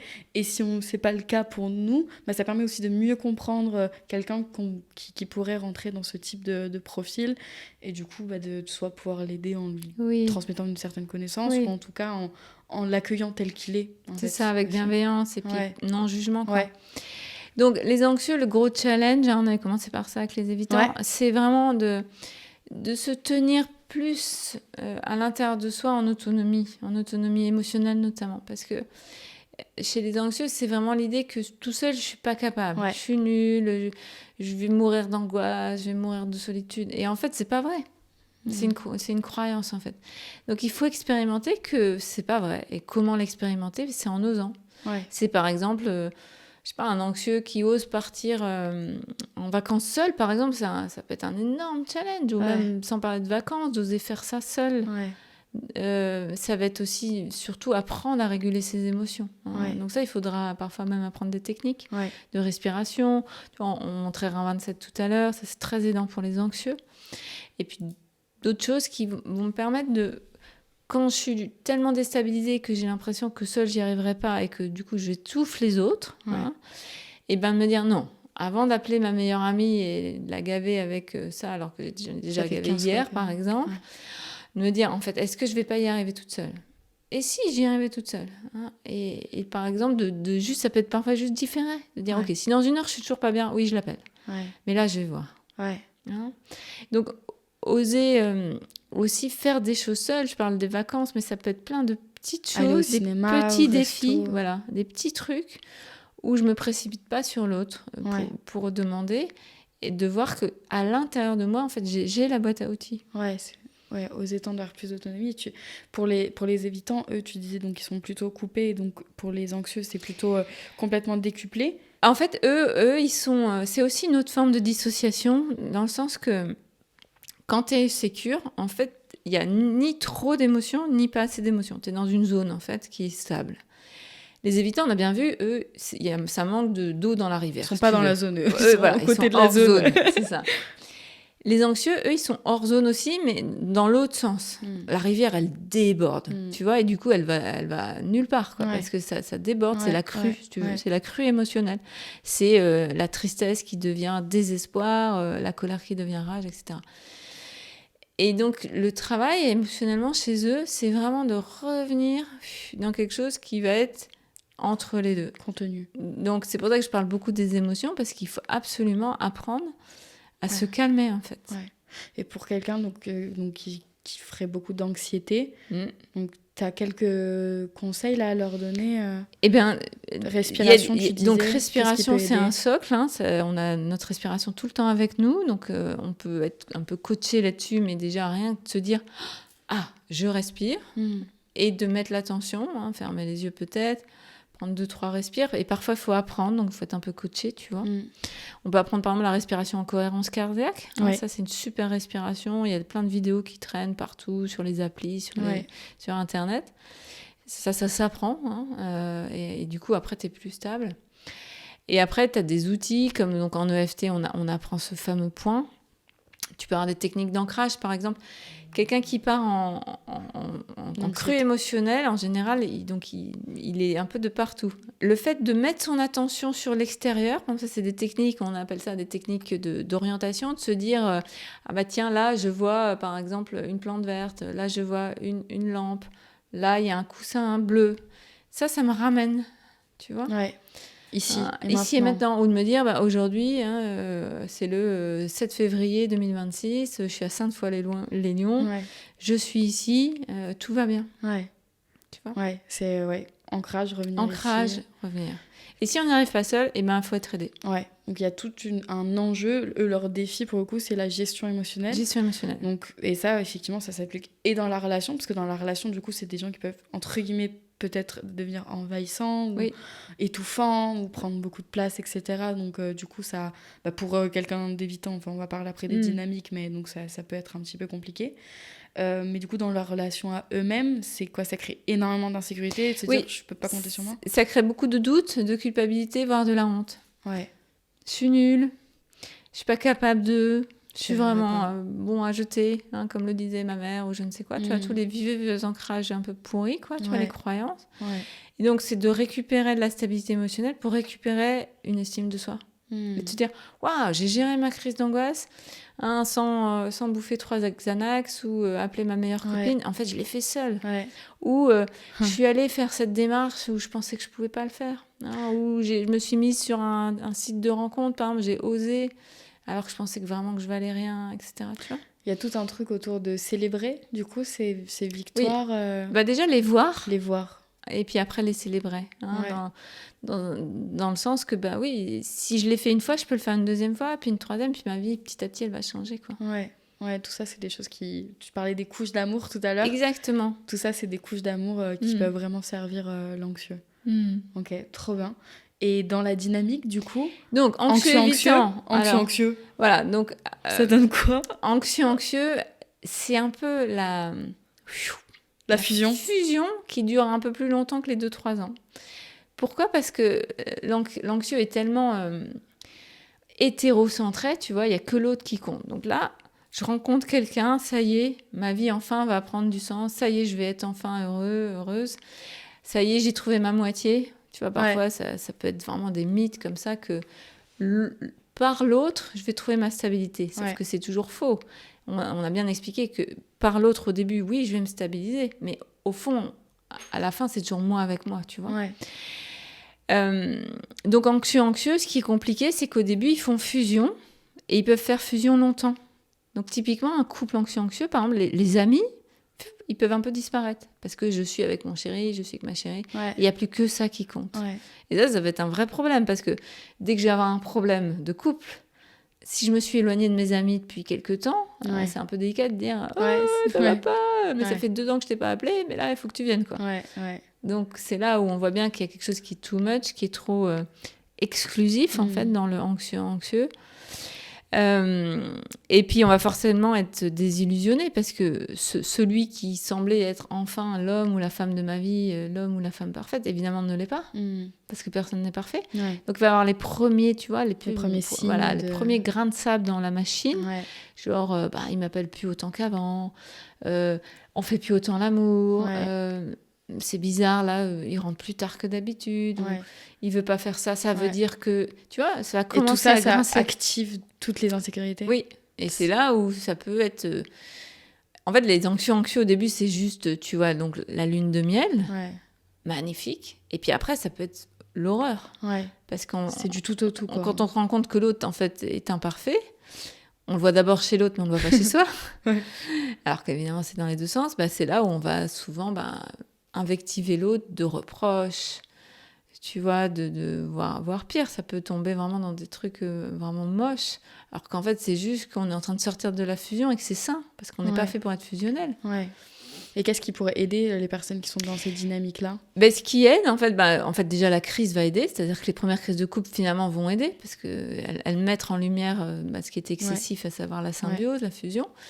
Et quand tu connais l'attachement, tu vas te dire, non, en fait, c'est pas qu'il m'aime plus, c'est juste que là, on est en train d'évoluer et que mon anxiété s'active. Donc, connaître les styles d'attachement à nouveau, ça va être très énorme. Ouais. Se parler, de se dire, mais non, ma chérie, si samedi, je vais voir un pote, c'est pas que je m'éloigne de toi, c'est juste que j'ai besoin de voir mes potes. Ouais. Tu vois, de se parler, communiquer, de méta-communiquer. Ouais. De développer ses capacités de communication aussi. C'est toujours ces histoires de conscience, en fait. Tu as utilisé ce mot qui est tellement important tout à l'heure pour les évitants. Là, c'est la même chose. Ouais. Conscience de soi, de l'autre, de nous deux. Ouais. Du 3. La relation, c'est 1 + 1 = 3. Il y a moi, il y a l'autre, et puis il y a nous deux. Ouais. Et comment on fonctionne ? Ou on dysfonctionne. Oui. Et ce qui est hyper intéressant, pour le coup, vu que c'est des profils qui, eux, pour le coup, n'ont pas peur de l'intimité, voire... vivent pour ça, presque. Du coup, de développer des outils qui peuvent aussi servir l'intimité. Donc, par exemple, la communication non violente ou ce genre de choses. Dans tous les cas, la communication... dans tous les bon profils, pour tout le monde. Oui, c'est bon pour tout le monde. Vraiment, formez-vous. Et la méthode RE, ça arrivera bientôt, je vais en parler, mais c'est incroyable. Mais en tout cas, oui, de développer en tout cas des outils comme ça qui permettent de connaître ses besoins, d'être en capacité de les exprimer, ses limites, etc. Alors, ce que tu dis, là, c'est particulièrement important pour les anxieux, parce que les besoins, souvent, les anxieux, ne connaissent pas leurs besoins. En fait, ils sont tellement hétérocentrés qu'ils ne savent pas vraiment qui ils sont, qu'est-ce qu'ils aiment pas, qu'est-ce qui serait bon pour eux, qu'est-ce qui, à l'inverse, n'est pas bon, il faudrait s'éloigner, parce que l'anxiété d'attachement fait que tu as tes radars extérieurs, mais braqués sur peu intérieurs, tu vois. Donc, c'est tout un travail de dire, ok, mais en fait, la grande question, c'est qui je suis, on l'a tous, et connais-toi toi-même, mais chez les anxieux, c'est encore plus fort, parce que vu que la seule chose qui compte, c'est l'autre, moi, je suis où là-dedans ? Je suis qui ? Donc, c'est pour ça que les crises vont nous aider un peu à revenir à nous. Par exemple, une rupture amoureuse pour un anxieux, c'est très dur, mais ça peut être la première occasion de se regarder vraiment, de s'occuper vraiment de soi. Trop bien. Ouais, donc développer des outils pour gérer les émotions déjà. Et un regard vers soi, connaître, la conscience, voir aussi comment je suis dans le couple. Qu'est-ce que je répète ? Pour mieux sentir ses besoins, pour toi, c'est quoi de quoi j'ai vraiment envie ? C'est dur quand même, des fois, comme question. Ça peut être dur. C'est clair. Déjà, je pense qu'il faut un peu faire pause, parce que quand on est tout le temps à s'agiter, comment tu peux entendre des bruits subtils s'il y a du brouhaha tout le temps ? Tu vois, si on ne fait pas silence. Et puis, tu vois, quand j'en parle, je fais exprès de me parler moins vite. Parce que c'est ça l'idée, c'est de ralentir un peu. Et alors, les anxieux, c'est un peu les champions en général de faire 1000 choses, de s'agiter dans tous les sens. Enfin, les évitants peuvent être hyper réactifs aussi, mais les anxieux, c'est pour ne pas sentir l'angoisse de fond. Il y a beaucoup de brouhaha, surtout mental. Blablabla, blablabla. Donc, typiquement, la méditation, ça peut beaucoup aider les anxieux. C'est difficile au début, Mais de ralentir et de dire, là, je suis bien. Oh, c'est incroyable, je suis bien avec moi-même. Truc de ouf. Ouais. Ouais, puis je suis vraiment bien. Mais tiens, je vais faire ça plus souvent. Puis après, évidemment, on va se dire, ouais, mais non, je suis bien, mais en même temps, je suis quand même angoissée, ou je suis triste. Ouais. Ou c'est quoi cette colère-là tu vois? Et faire de la place pour que les petites bulles puissent remonter de la surface, tu vois. Et tisser un lien avec soi. Et tisser un lien de conscience, et puis après, plus tard, d'amour. Hein, mais avant l'amour de soi, il y a déjà la conscience de soi. Parce qu'au début, on peut se détester. Hein. Ouais. Tout un chemin. On en parlait justement tout à l'heure dans le côté évitant de ces petits mots que l'on peut avoir. Les anxieux, c'est pareil. Tous les profils. Oui, c'est ça. Même les sécures doivent avoir leur Oui, mais beaucoup moins quand même, parce que les sécures, ils vont par exemple s'entendre dire non, mais je vais arrêter de me flageller. Moi, j'ai réussi par exemple à arrêter de me flageller comme ça quand j'ai commencé à me dire que je valais quelque chose. Quoi. Ouais. Et c'est là où j'ai dû me dire, mais oui, Gwen, arrête de traiter de conne, alors que, en fait, tu sais que c'est pas vrai, donc arrête. C'est un peu des automatismes que tu dois désautomatiser. Ouais. Ça doit partir d'un endroit qui dit, mais non, j'arrête, ne me parle mal. Ouais. Et au-delà d'être mental, c'est de le sentir, quoi, aussi. Hein, et oui. Et les anxieux n'ont pas trop de soucis, du coup, pour ça. Oui, mais ils sentent pas tant, en fait. Tu sais, parce que parfois, les anxieux, on peut se dire, ils sont pleins d'émotions, eux, ils sentent. Oui et non, parce que il y a ce qu'on appelle en psychologie les émotions secondaires, les émotions primaires, de surface et de fond. Ouais. Dans l'anxiété, il y a beaucoup d'attachement, il y a beaucoup d'anxiété. Hein, ça broche dans la tête, ça s'angoisse, Mais parfois, ça peut être un peu un truc de fond, de surface qui cache le fond. Typiquement, ce qui peut être caché chez les anxieux, c'est la réelle tristesse. Qui ne sera pas les pleurs un peu chouin-chouin, plaintifs, qui peuvent être agaçants, tu vois, de surface. Un vrai pleur de fond qui vient d'une tristesse de fond, ça doit normalement nous soulager. Ouais. Hein, quand on a tous vécu des moments où on a pu vraiment ouvrir les vannes, vraiment pleurer avec quelqu'un de confiance, après, t'étais mieux, le corps est mieux. Ouais. Chez les anxieux, ils peuvent parfois beaucoup pleurer, mais pas être soulagés. Mais comment c'est possible ? Parce que c'est pas les pleurs de fond, c'est un peu des pleurs de surface, ils se rendent pas compte, c'est pas fait exprès, d'accord, c'est pas manipulatoire tout ça. Oui. C'est une habitude un peu de plainte, qui peut être d'ailleurs agaçant pour les autres, mais qui n'est pas une libération du fond. Ouais. Ou derrière cette anxiété, tu peux avoir caché aussi de la colère. Parce que j'ai jamais osé montrer ma colère, parce que si je me mets en colère, on va me claquer la porte et je vais me retrouver tout seul. Donc je dis jamais quand je vais pas bien, par exemple, dans le sens où quelque chose ne me va pas chez l'autre. Les anxieux, ils ont beaucoup de mal à dire non mais tu sais ça, quand tu me dis ça, moi ça me plaît pas, ou quand tu fais ça, ça me plaît pas. Ouais, parce qu'ils ont peur de perdre le lien. Et ils ont peur de perdre le lien. Ouais, ça arrive, des fois aussi être en colère et en fait en creusant, après tu te retrouves à pleurer. Donc, en fait, c'est ce qu'ils peuvent vivre. Tu vois, cette idée de la sédimentation qu'on a donnée dès le début, elle est vraiment juste. C'est que la psyché, c'est plein de couches. Et d'ailleurs, on le sait, le fond, c'est par exemple ce qui est complètement inconscient. Ça peut être nos mémoires transgénérationnelles, plein de choses, tu vois. Et l'idée, le travail sur soi, c'est de la spéléologie, ou la plongée sous-marine. Choisissez ce que vous préférez. De descendre à chaque fois un peu plus. Et de se rendre compte que, par exemple, typiquement, il y a des gens, plus les hommes, par exemple, qui sont tout le temps en colère. Ils s'énervent, ils râlent, ça va pas, il n'y a pas de place de parking, il fait moche, le gouvernement, je sais pas quoi, etc. Mais en fait, il y a quoi en dessous ? Ça peut être une vraie colère de fond, parce qu'ils n'ont jamais été entendus, ou on leur a fait du mal, ou je ne sais quoi, tu vois. Mais ça peut être complètement autre chose. Ça peut être une tristesse d'un tout petit garçon qui était tout seul, en fait. Et ça, par contre, c'était jamais possible de dire qu'il était triste. Par contre, ils pouvaient être un peu en colère. Les garçons, c'était toléré. Ouais. Donc, ça peut faire plus tard un homme, par exemple, qui râle tout le temps. Mais en fait, c'est un petit garçon qui pleure.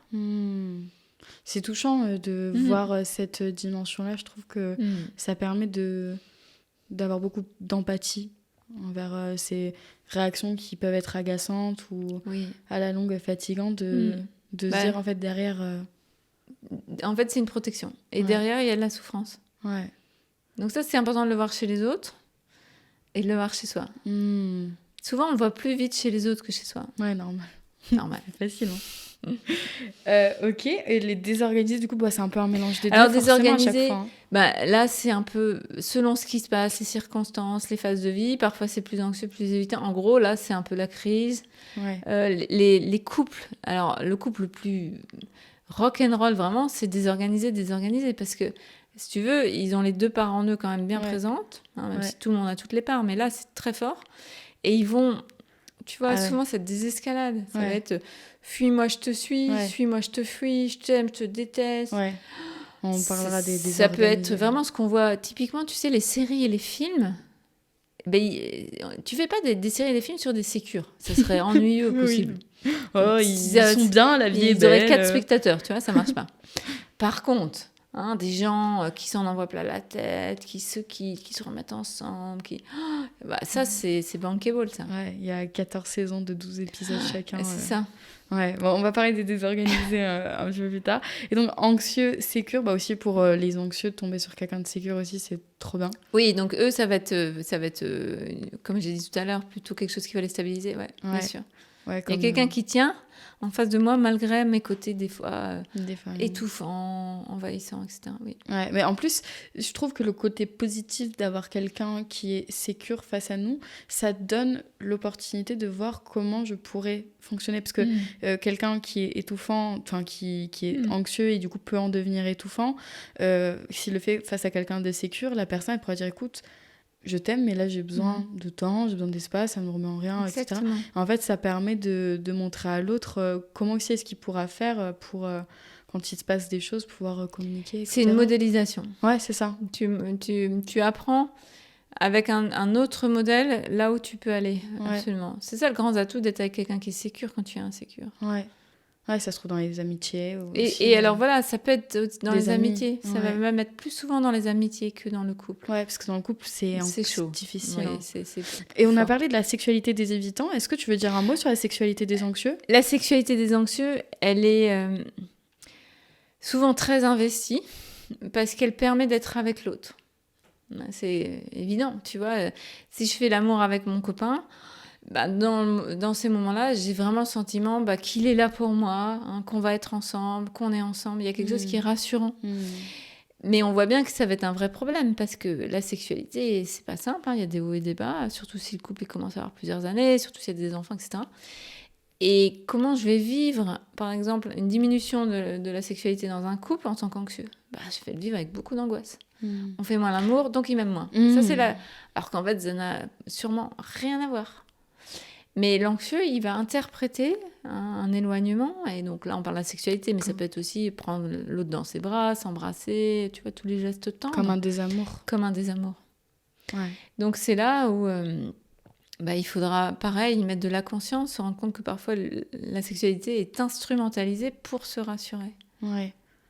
Ok. Et puis, chez les anxieux, il y a beaucoup aussi la peur que l'autre aille voir ailleurs. Tu vois, et la sexualité, ça peut être au cœur de ça. Parfois, un couple est en crise, il peut y avoir, en effet, l'autre qui va voir ailleurs. Donc, acte sexuel, mais c'était pas tant une question de sexualité, c'est une question de couple qui va plus bien. Et c'est ça qu'il faut regarder. Mais la personne qui est trompée, elle va le prendre, et c'est normal, tu le prends, c'est terrible la trahison à cet endroit-là. Et que c'est moi qui suis nulle, moche, pas intéressante, Oui, donc non, c'est de tendre vers quelque chose de plus sécure et plus j'ai conscience de ma valeur, au moins ces actions quotidiennes vont avoir un impact sur ma force en fait intérieure, entre guillemets. Ma connexion avec mon corps aussi. Il y a des anxieux qui peuvent vivre la sexualité aussi je donne tout pour l'autre. Par exemple, je dis oui à l'autre, mais en fait, moi, j'ai pas envie ce soir, tu vois. Mais si je dis non, qu'est-ce qui va se passer ? Donc en gros, ça, je m'oublie.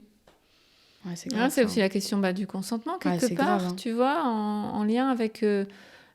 l'important, c'est l'autre, l'important, c'est le lien à tout prix, quoi qu'il en coûte, même si là, moi... j'ai pas trop envie. Moi, ça me va pas. Ou il me demande de faire des trucs, ou elle me demande de faire des trucs, en fait, moi, je veux pas. Ouais. Mais je le fais pour lui faire plaisir. Je le fais pour lui. Ouais. Là, l'oubli de soi, tu vois, il est important et très problématique quand ça touche le corps, quoi. Ah oui, c'est même très grave, là. Parce que c'est ça. Ça fait faire des choses qui sont pas, si c'est pas ok.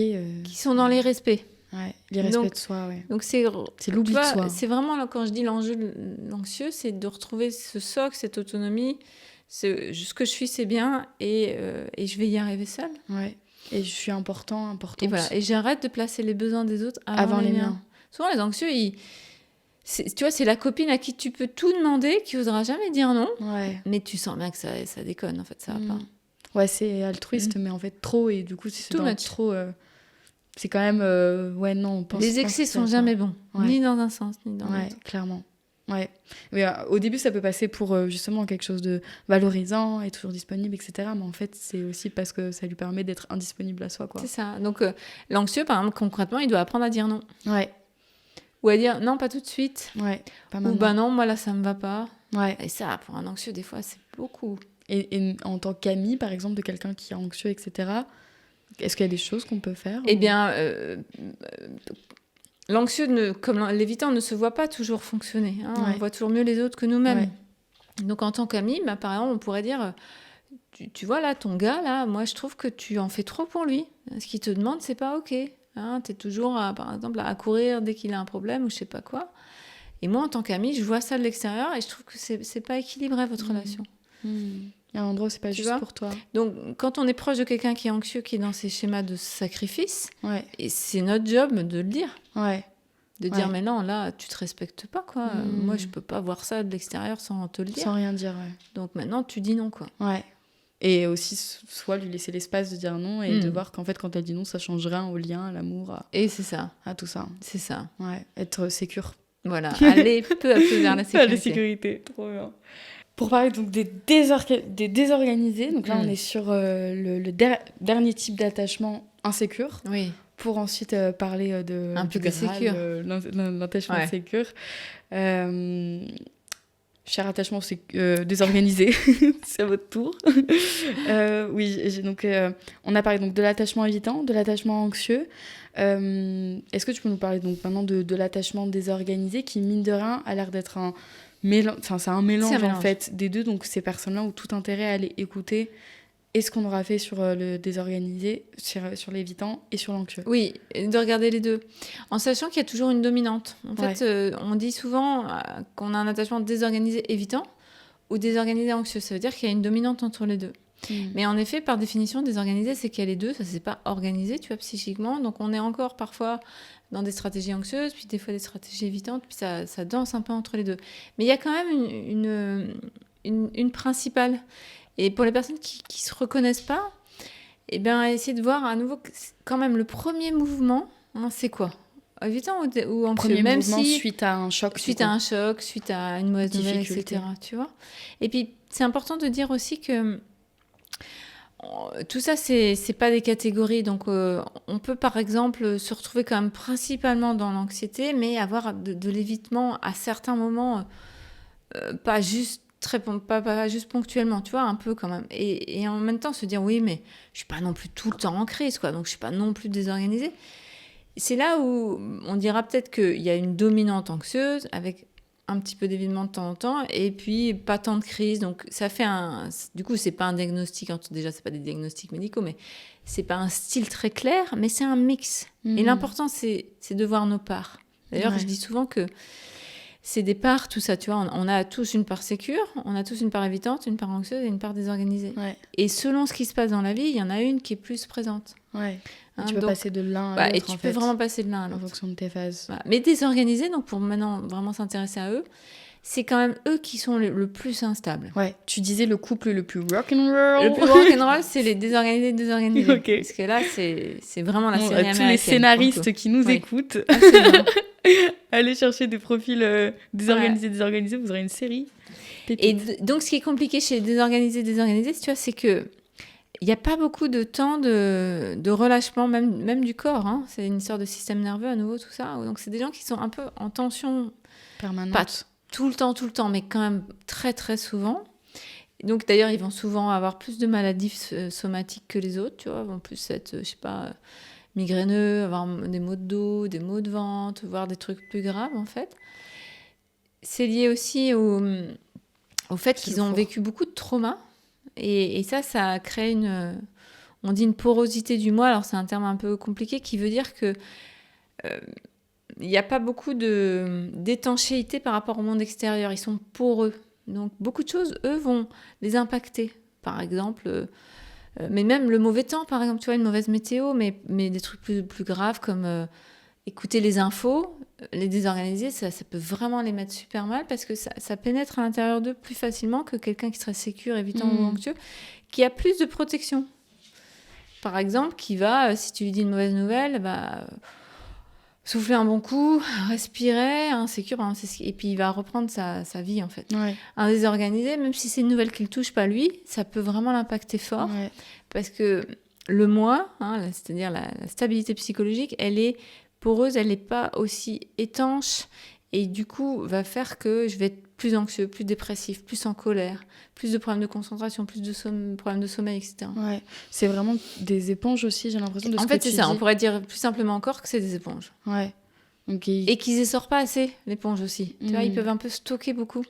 Il y a une réaction, enfin, ils sont beaucoup en réaction par rapport à ce qui se passe à l'extérieur et du coup, leurs réactions, elles peuvent être soit très à tendance évitante, soit très à tendance anxieuse. Bah voilà, c'est ça. Ok. Et puis ça change. Du coup, c'est un peu perdu, tu vois. Ouais. Et du coup, ça, dans le lien, du coup, ça peut créer beaucoup chez l'autre d'insécurité aussi, d'une certaine manière, parce que la personne n'est pas prévisible et je crois que le cerveau humain adore. Le cerveau humain a besoin de prévisibilité. C'est vraiment un besoin primaire. On a besoin d'une continuité un peu des choses dans notre vie pour se dire, en fait, tout va bien. Parce que le cerveau, il analyse en permanence le futur proche en fonction de ce qu'il a connu. Donc, par exemple, un enfant, s'il sait que tous les jours, il y a papa-maman qui vont me chercher à l'école, et puis après on mange, puis après il y a l'histoire. Enfin, les enfants, ils ont besoin de structure. Ils savent que demain, ça sera pareil, puis après... Et ça, du coup, le système nerveux, il se calme, et ils peuvent vivre la vie d'un enfant, jouer, apprendre, etc. Et nous, les adultes, c'est pareil.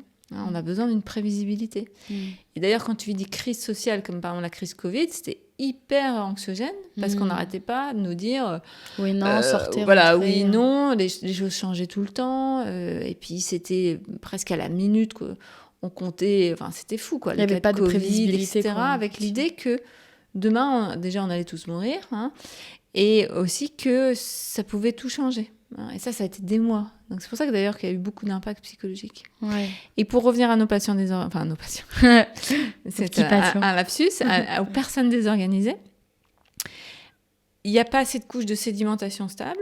Le moi, il est un peu trop pour eux, tu vois. Il manque d'étanchéité. Donc, du coup, selon ce qui se passe, il vrille à droite, à gauche, évitant anxieux, tristesse, mais ça peut être aussi joie, exaltation, puis après colère, etc. Il y a quelque chose qui manque de stabilité. Et là où c'est le plus fort, c'est surtout quand tu es jeune. Typiquement 15-25 ans, c'est lié au fait à cette période de vie où tu as beaucoup de remaniements physiques, psychiques. Le cerveau, il est mûr que vers 23-25 ans seulement. Donc, on n'a aussi pas les fonctions cognitives quand on est un jeune adulte ou un ado pour calmer le flot émotionnel, qui est... Déjà, la vie est émotionnelle, mais encore plus peut-être à cette période-là où tu doutes beaucoup de toi, où tu te compares, etc. Et cette période-là, du coup, elle est intrinsèquement instable. Et si tu es déjà instable parce que ta vie, elle t'a pas sécurisé, traumas divers dans l'enfance, c'est des périodes où, typiquement, il va y avoir des conduites à risque. Donc, chez les désorganisés, ça se traduit aussi par plus de prise d'alcool, de drogue. Ça peut être... Les terrains plus addictifs. Voilà, les terrains addictifs. Donc, ça peut être les sports extrêmes aussi. Ça peut être le boulot extrême. Ça peut être les écrans, ça peut être la sexualité. Une mise en danger quelque part. Une mise en danger, Parce qu'il y a cette instabilité qui fait que déjà je me protège pas assez, tu vois, donc des conduites à risque. Je peux être emmenée dans des mauvais plans, par exemple, parce que j'arrive pas à dire non. Et parce que c'est pas construit quelque part, il y a quelque chose il y a quelque chose, tu vois, qui est encore trop instable. Il y a pas de discernement aussi peut-être. Ça manque de discernement. Ça manque entre de ce qui est bon pour moi, pas bon pour moi. Et aussi il y a un autre phénomène qui est plus délicat mais qu'il faut comprendre, c'est que quand tu as vécu beaucoup de traumas aussi, tu t'es dissocié tôt.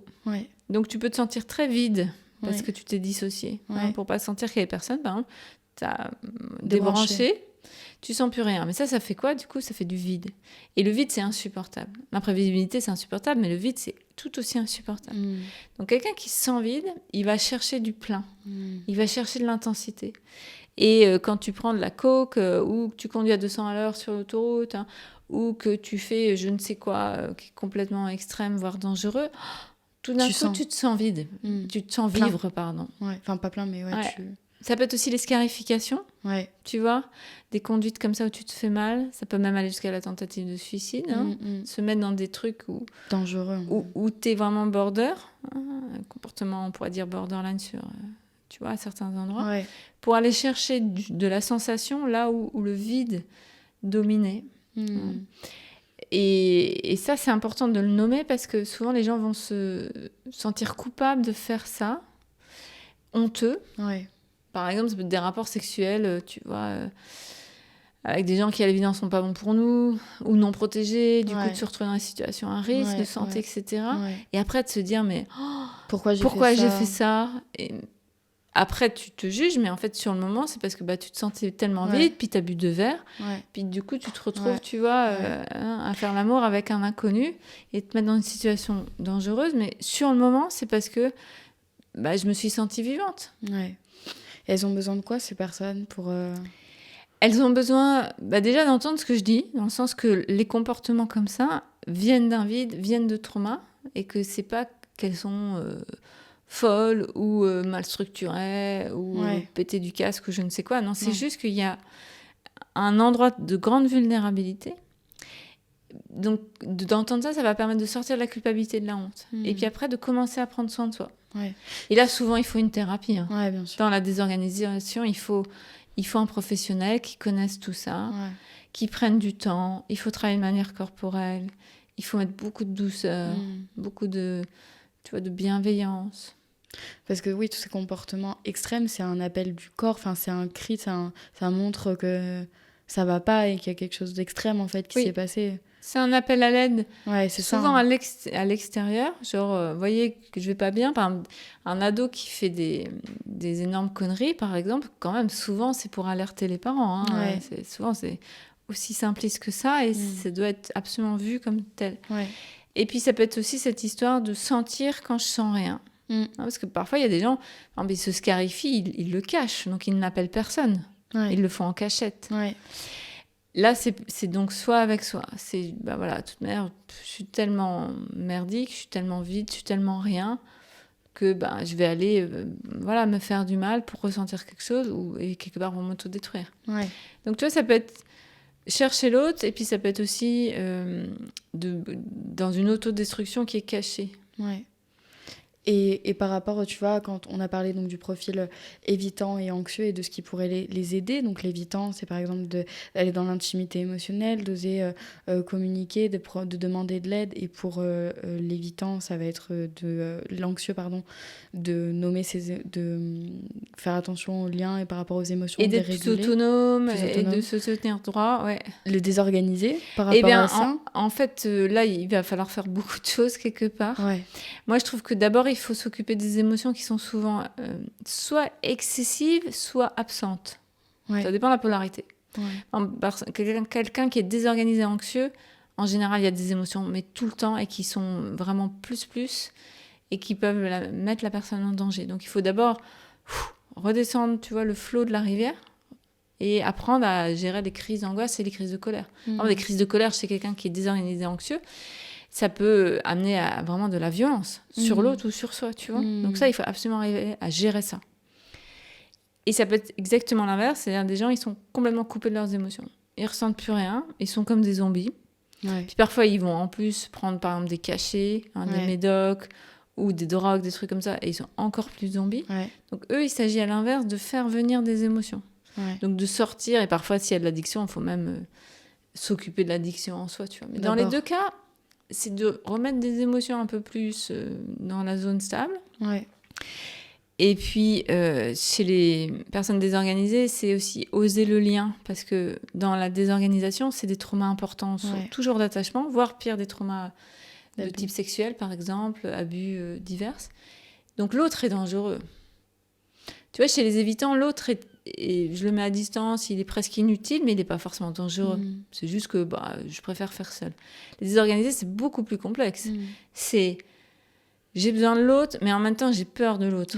C'est double mouvement. C'est ça. Hein. Tu vois, c'est j'ai besoin qu'on m'aide, mais en même temps, si on m'aide, ça va se retourner contre moi. Mais en même temps, je ne sais pas faire tout seul, donc je fais comment ? Vraiment. Donc voilà, donc c'est oser le lien, et ça va se faire petit à petit, encore plus progressivement que pour les évitants, les anxieux.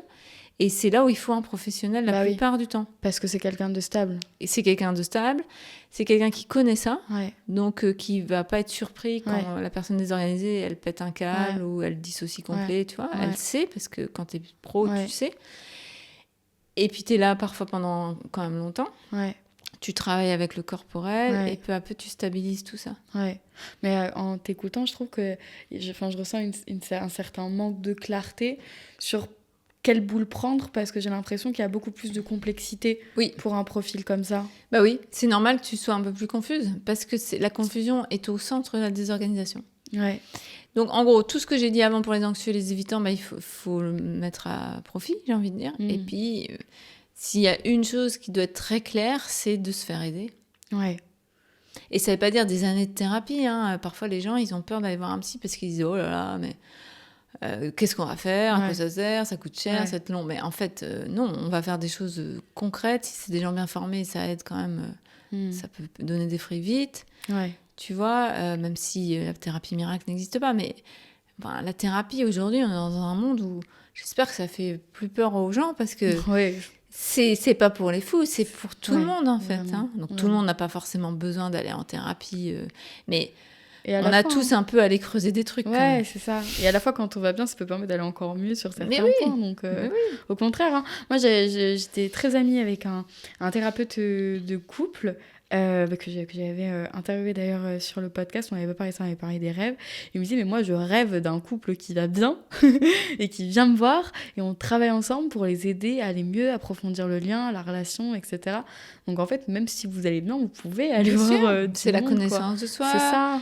Ça peut être pris comme un jeu, puis c'est la magnifique aventure, moi je trouve, de l'incarnation. C'est-à-dire, pourquoi je suis là, hein, qu'est-ce que j'ai à faire ici-bas, quels sont mes talents, quels sont mes dons. Des choses que tu as rajoutées sur le désorganisé, mine de rien, on en a parlé aussi un petit peu tout le long. J'ai l'impression que pour ce profil-là, c'est intéressant qu'il vienne se nourrir beaucoup des autres aussi profils. Pour voir il faut aller regarder les autres, par définition. Ouais. C'est ça. Et surtout, vraiment, lui, tu le disais, vraiment le côté accompagnement pro, parce que... Quand même. Hein, si vraiment on se reconnaît dans un truc qui est quand même bien chaotique, il faut un regard extérieur, pro, bienveillant, des outils psychocorporels. Et si une personne nous écoute et que c'est pas elle, mais qu'elle pense à quelqu'un à ce moment-là, et bien peut-être d'aller expliquer ce qu'est l'attachement, hein, les différents styles d'attachement, lui dire, tu vois, tes comportements parfois excessifs, en fait, ils viennent de ton histoire. Ça s'appelle l'attachement désorganisé. C'est pas grave, c'est pas une maladie. Ça se guérit, ça s'apaise. Et lis ça ou écoute ça, quoi. Tu vois. Envoyer le podcast, du coup, à cette personne-là. C'est ça. De toute façon, dès le début, tu as dit quelque chose qui permettait de déculpabiliser, je crois. Donc, c'est trop bien. Puis, effectivement, je crois qu'il n'y a pas de culpabilité à avoir. C'est juste des manières dont c'est des manières d'être liées à une histoire. Ouais, et j'ai beaucoup aimé aussi, c'était sur l'attachement anxieux, où tu disais une personne qui a certains comportements qui peuvent être chiants, agaçants ou durs, en fait derrière c'est un enfant, souvent triste, et ça fait du bien, je trouve, de revenir dans cette dimension et de regarder l'enfant aussi qu'il y a derrière chaque personne, quoi. Et on a tous à l'intérieur de nous encore, tu vois, un petit garçon ou une petite fille qui parfois est encore pas bien, peut pleurer, peut être enragé, peut se sentir seul. Et c'est beau parce que ça témoigne que moi, l'existence, je pense que c'est une immense aventure de découverte des autres et de soi. Et plus tu vas dans des endroits fins, plus tu vas gagner, tu vas dans cet endroit de conscience. C'est un mot qu'on a utilisé plusieurs fois. Et ça va te ramener de la conscience à soi, mais aussi à l'autre, et j'ai envie de dire aussi au monde, et pourquoi on est là. Et là, après, c'est stratosphérique, tout ça. On atteint des dimensions spirituelles, métaphysiques. Mais ça part du connais-toi toi-même de Socrate. Et peut-être que pour cet épisode, ça me fait penser à ça, pour les désorganisés, qu'ils aillent écouter aussi l'épisode que nous avons fait sur les psychotraumatismes. Oui, tu fais bien de le dire. En effet, il faut absolument comprendre ce qu'est un psychotrauma, d'où ça vient, concrètement, de quoi on parle Ouais. et comment on peut en guérir, absolument. Ouais. Bon, je mettrai Oui. les liens de tous nos échanges. Je vais commencer à avoir une liste assez longue. Et de tes livres aussi, parce que là, j'ai montré au début d'épisode le livre donc, sur les liens d'attachement. Mais il y en a un deuxième aussi. Qui s'appelle, donc il y en illustré. a un deuxième qui s'appelle Les psychotraumatismes, Ouais. donc il est aussi illustré Ouais. chez Erol, hein, Ouais. pareil, je l'ai coécrit avec Johanna Mikou et Johanna Krenmark, voilà, je le remets. Donc il y a le même, les psychotraumas, et puis aussi il y en a un qui sort dans début mars, hein, Oui. donc dans quelques semaines, qui va s'appeler L'anxiété et la dépression. Ah, Pareil en version illustrée, d'accord. parce que les symptômes anxieux et dépressifs, c'est hyper courant, hein, presque tout à chacun. On connaît quelqu'un qui a été anxieux-dépressif Ouais. ou on l'a été nous-mêmes. Donc, Ouais. donc c'est expliquer qu'est-ce qu'il y a derrière.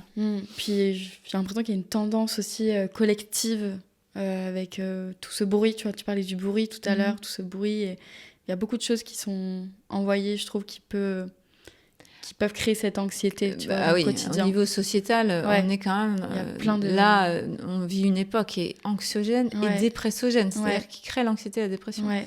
Hein, c'est pour ça que moi, je dis tout le temps, faites gaffe à ce que vous regardez, faites Ouais. gaffe à ce que vous écoutez. Donc, c'est vrai pour les infos, mais c'est vrai aussi, je trouve même... Quelles sont les séries qu'on regarde, les Ouais. films, les Ouais. bouquins Ouais. C'est de la nourriture, tout ça. Et Hein. tout ça, ça rentre à l'intérieur Ouais. de nous, et vibratoirement, ça fait quelque chose. Ouais, vraiment. Donc même si on dit oui, mais c'est juste une série, c'est un film. Oui, mais n'empêche que si t'as tremblé comme une feuille tout du long, Ouais. tu vas aller dormir avec ça. Quoi. Ouais, vraiment. Donc c'est bien, les personnes qui écoutent là notre épisode, C'est ça. c'est qu'elles se nourrissent de... J'espère que vous passez un bon moment, en tout cas, moi oui. et je pense que oui, c'est important de se nourrir de ça, quoi, vraiment. Et parce que je trouve que c'est dur c'est la machine, elle peut être tellement grande que de lutter contre quelque chose comme ça, enfin de se dire...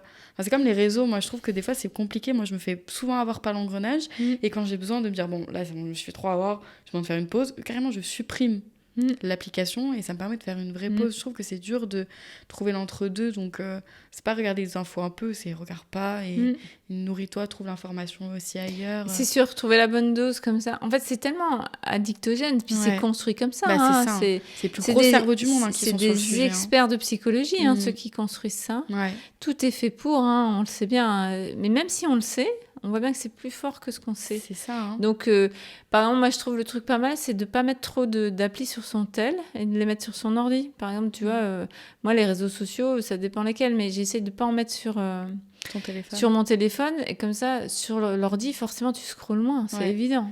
Oui, mais après, tu peux pas bien poster depuis l'ordi. Ouais, je sais. Instagram, par exemple, c'est compliqué. Ouais.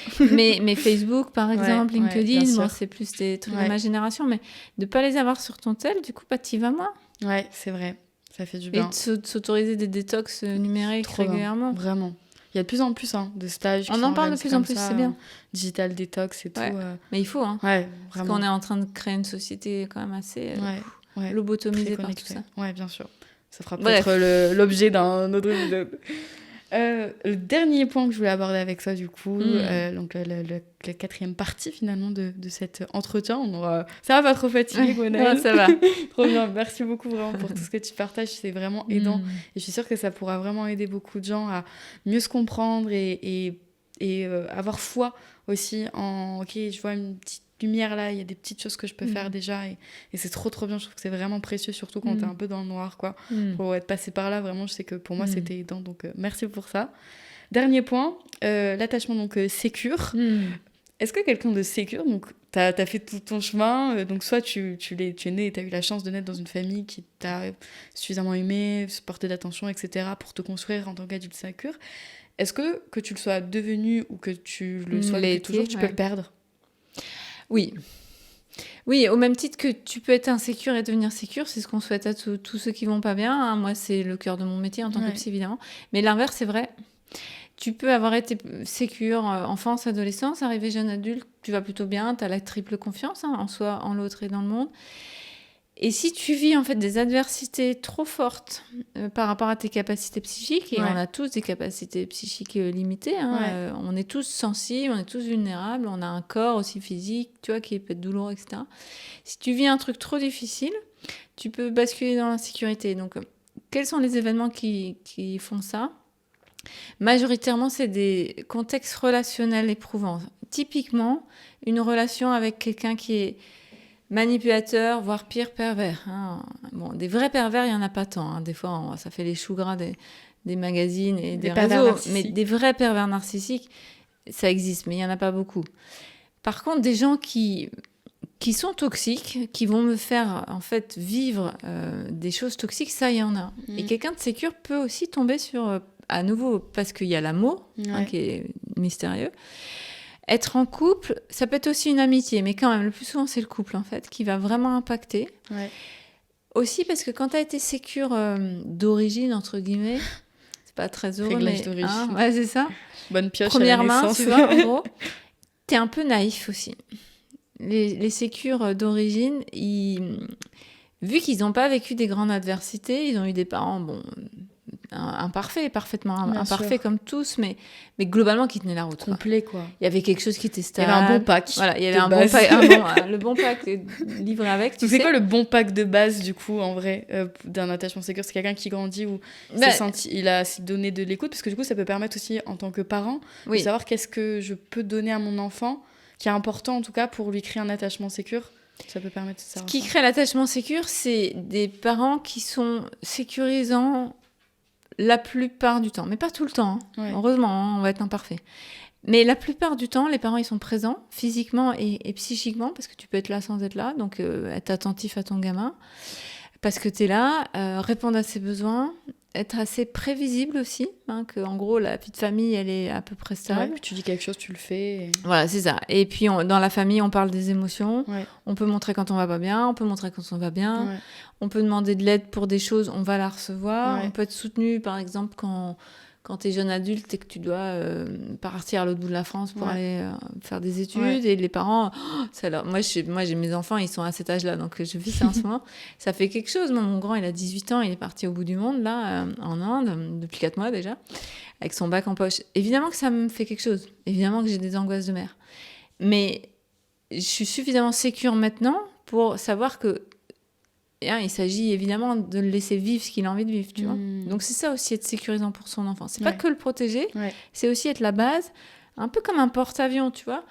L'avion, c'est ton enfant. Toi, t'es porte-avions, tes parents. Il va pas bien, il se pose. Alors au début, c'est y a mon copain Nicolas, il m'a dit ça, nanana, quand t'es tout petit. Puis quand t'es un jeune adulte, par exemple, c'est maman, je suis perdue, Parcoursup, je sais pas quoi. Ok mon chéri, on va regarder, hein, on va se poser, hop. Et puis une fois que je vais mieux, je retourne jouer avec Nicolas à l'école primaire, ou je vais au bout du monde en Inde par exemple à 18 ans. C'est ça être un parent sécure, c'est un porte-avions qui est là à tous les moments où le gamin il a besoin, et quand il est tout petit c'est beaucoup, hein, parce que c'est un métier à part entière quand t'es gamin, quand ils sont petits. D'être parent, pardon. Et puis plus tard, c'est des choses plus subtiles, mais tu dois être tout aussi présent. Et ça dure un bout de temps quand même. Donc l'enfant qui a vécu ça plein de fois, je peux me poser, je repars, il sédimente en lui un sentiment de sécurité sur sa valeur, la valeur de l'autre, la valeur du monde, etc. Tu vois. Ok. Donc donc il s'est sécurisé, etc. Et donc du coup, tu disais, ça peut créer quelque chose. Ça peut aussi donner une certaine naïveté. C'est ça. Parce que du coup, tout est beau, est... Un peu. Tu peux te dire... le sans monde, être, il est beau, il est gentil. Voilà, mais un peu quand même. Et du coup, par amour, par exemple, tu peux te mettre dans une relation ou rester dans une relation avec quelqu'un qui, clairement, n'est pas respectueux. Mais tu peux te dire naïvement, oui, mais si je l'aime, il va changer. Ça, c'est la phrase. Hein. À force de l'aimer, il va aller mieux.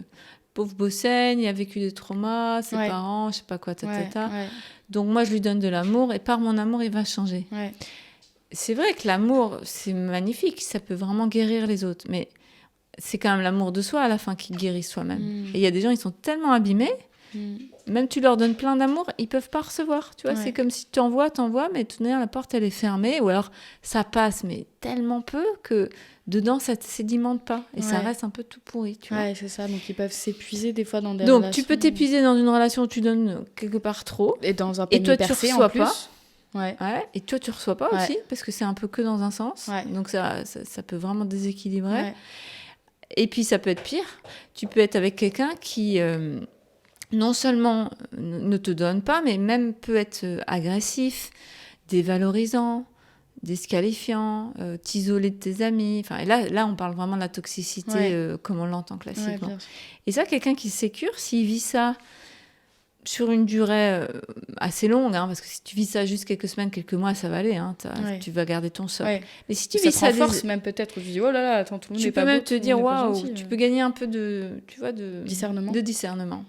Mais si tu vis ça des années, parce qu'il y a des circonstances, c'est ça, et tu peux à un moment en fait devenir anxieux alors qu'à la base tu ne l'étais pas, par exemple, ou tu peux commencer à te protéger en étant évitant. Donc tu as des gens qui vont comme ça vivre des expériences sur le long terme irrespectueuses d'eux-mêmes qui vont du coup les insécuriser. Ouais. Donc la relation amoureuse, c'est souvent ça. Et puis ça peut être aussi des adversités cumulées, par exemple beaucoup de problèmes de santé, ça peut être évidemment les pays en guerre, ça c'est évident, les crises sociales, le Covid a insécurisé plein de gens, y compris des sécures, à force d'informations anxiogènes, comme on l'a dit, tu vois, de lobotomie du gouvernement en particulier quand même. Et des cumuls parfois de circonstances où la personne qui était stable, elle commence, tu vois, un peu à vaciller. Ouais. Et du coup, donc une personne sécure peut clairement, en fonction des expériences qu'elle vit, tendre vers quelque chose d'insécure.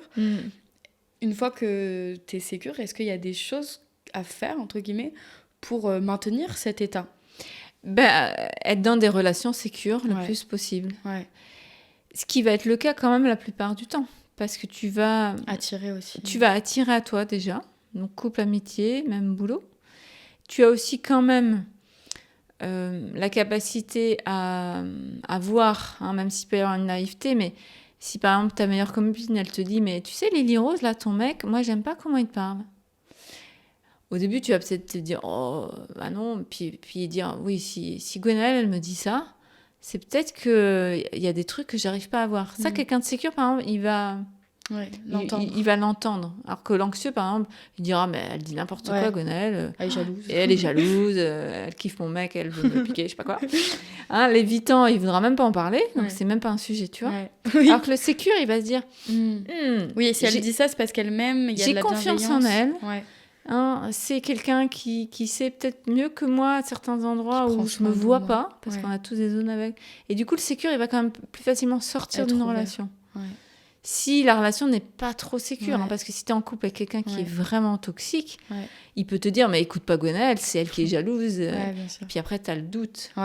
Mais n'empêche que les sécures, ils ont cette base qui va faire que dans la majorité des cas, ils sont prémunis ou que s'ils basculent, ils vont revenir plus vite. Il y a une certaine assise. Oui, c'est ça. Mais oui, du coup, dans les compétences aussi, j'ai l'impression à développer, c'est des compétences de lien. Donc, améliorer ses capacités de communication. Mais qu'ils ont déjà un peu, en fait. Oui, forcément. Donc, en gros, c'est aller plus loin, être plus fin encore, mieux se connaître, plus de conscience, de curiosité envers soi, envers les autres. Connaître ses besoins, les exprimer, les faire respecter, poser ses limites, etc. Toutes les compétences qu'on souhaite à tout le monde, mais eux, ils ont déjà la base. Si tu veux, ils ont déjà un pré-mode d'emploi que leur ont donné leurs parents. Ou qu'ils ont acquis du coup ou qu'ils ont acquis à travers plus tard, le cheminement. Et puis ils vont aller de plus en plus vers l'expertise entre guillemets, tu vois, de notre nature humaine. Ouais, c'est beau, c'est beau. Quelque chose d'important que tu verrais aussi sur les sécures. Du coup, en attachement sécure, on a dit le plus folklorique, le plus rock'n'roll, c'est désorganisé. Sécure, c'est quoi, en fait, c'est la petite famille, le chien, c'est un peu la petite maison dans la prairie, pour ceux qui ont la référence. C'était une série où, en gros, ils vont bien tout le temps. Je sais même pas comment on a fait une série là-dessus, mais... c'est vrai. Franchement, il se passait des trucs. Mais c'est des personnes qui sont capables donc, de dire quand ils vont pas bien, quand ils vont bien, qui sont capables de se parler. Quand il y a un clash, par exemple, ils vont dire, bon, là, il faut qu'on parle. Ça va pas. Donc, forcément, c'est plus simple. Puis, ils vont aussi être curieux de plein de choses. Donc, ils vont aussi avancer dans leur vie professionnelle. Ça peut être des gens qui s'investissent pour les autres parce qu'ils se disent que la vie, c'est pas mettre au boulot, c'est qu'il y a un sens à mettre. Et qu'est-ce que je dois amener sur cette planète, tu vois ? Ça permet d'aller dans une profondeur aussi de vie et du coup de lien avec soi et d'oser mettre en place et vivre une vie la plus épanouissante possible, quoi. C'est du coup des questions qui permettent, je sais pas si la pyramide de Maslow, je crois qu'elle est un peu remise en question, mais ça permet d'être dans des... La pyramide de Maslow, on la montre souvent en effet sous cette forme-là de pyramide, mais c'est surtout l'idée qu'on a plein de besoins. des besoins primaires qui C'est sont ça. la base parce qu'on est des Ouais. animaux, Ouais. mais qu'on est aussi des êtres spirituels. Donc Ouais. souvent, on le figure tout en haut de la pyramide, ce qui Ouais. est les besoins vraiment de transcendance, Ouais, c'est ça. de mise en sens Ouais. de notre existence et Ouais. tout. Et puis entre les deux, tu as les besoins d'estime, C'est ça. d'appartenance, C'est etc. ça. Et le fait d'être sécurisé, j'ai l'impression que ça permet Exactement. d'être plus sur cette réalisation presque spirituelle. Oui, réalisation Puisque- métaphysique, spirituelle de notre être, alors Ouais. que, à l'inverse, plus tu es insécure, Plus et donc t'es- désorganisé, plus tu es un peu dans la survie. C'est ça. Et on est au cœur du psychotrauma, on Ouais. est dans des réactions, C'est parfois on dit reptiliennes, dans le sens, ça. Ouais. notre cerveau archaïque, tu vois, qui va être dans des Ouais. réflexes, dans quelque chose qui peut être très éprouvant émotionnellement, et puis où là, le sens de l'existence, tu vois, on n'y est pas encore, quoi. Ouais. On est juste à essayer de survivre. Ouais. Après, il peut y avoir des oscillations. Enfin, c'est pas Voilà, c'est ça. linéaire. Ok. Dernier point, question que je me posais pour quelqu'un qui a grandi du coup dans des environnements plutôt insécures. Donc quand même, il y a une certaine intensité Mm. dans le corps, même si t'es déconnecté, évidemment, mais t'es déconnecté parce qu'il y avait cette intensité. Du coup, si tu t'arrives sur un truc sécure et que tu vis une relation sécure, Et ben tu Est-ce que comprends pas ce qui se passe. ouais, est-ce que tu Et dis tu te ouais, dis, c'est quoi ce vide? Ouais. C'est quoi cet ça. ennui? Et du coup, tu passes ton chemin. ah ouais, Bah Non. oui, ça peut arriver souvent, en fait. Quelqu'un qui qui se dit tout va bien et genre du coup vu que tout va trop bien, c'est je qu'il y a un passe à problème. côté. Oui, en fait, c'est... Il y a des personnes qui gâchent des relations parce que tout Oui, va bien. absolument, parce que quelque part, c'est trop bien, donc c'est trop bizarre. En fait, si tu as grandi dans une famille, un environnement où c'était chaotique, t'es même physiquement, physiologiquement habitué au chaos. Si tu arrives plus tard dans une situation, typiquement le couple, mais ça peut être à nouveau le boulot, l'amitié, n'importe quoi, où les gens se parlent, se respectent, tu vois, résolvent leurs problèmes. C'est étonnant. C'est quel En est fait, ce monde forcément, la première réaction déjà, c'est l'étonnement et surtout de se dire, il y a anguille sous roche, tu vois, il y a même baleine sous caillou, là, hein, c'est même plus énorme que ça.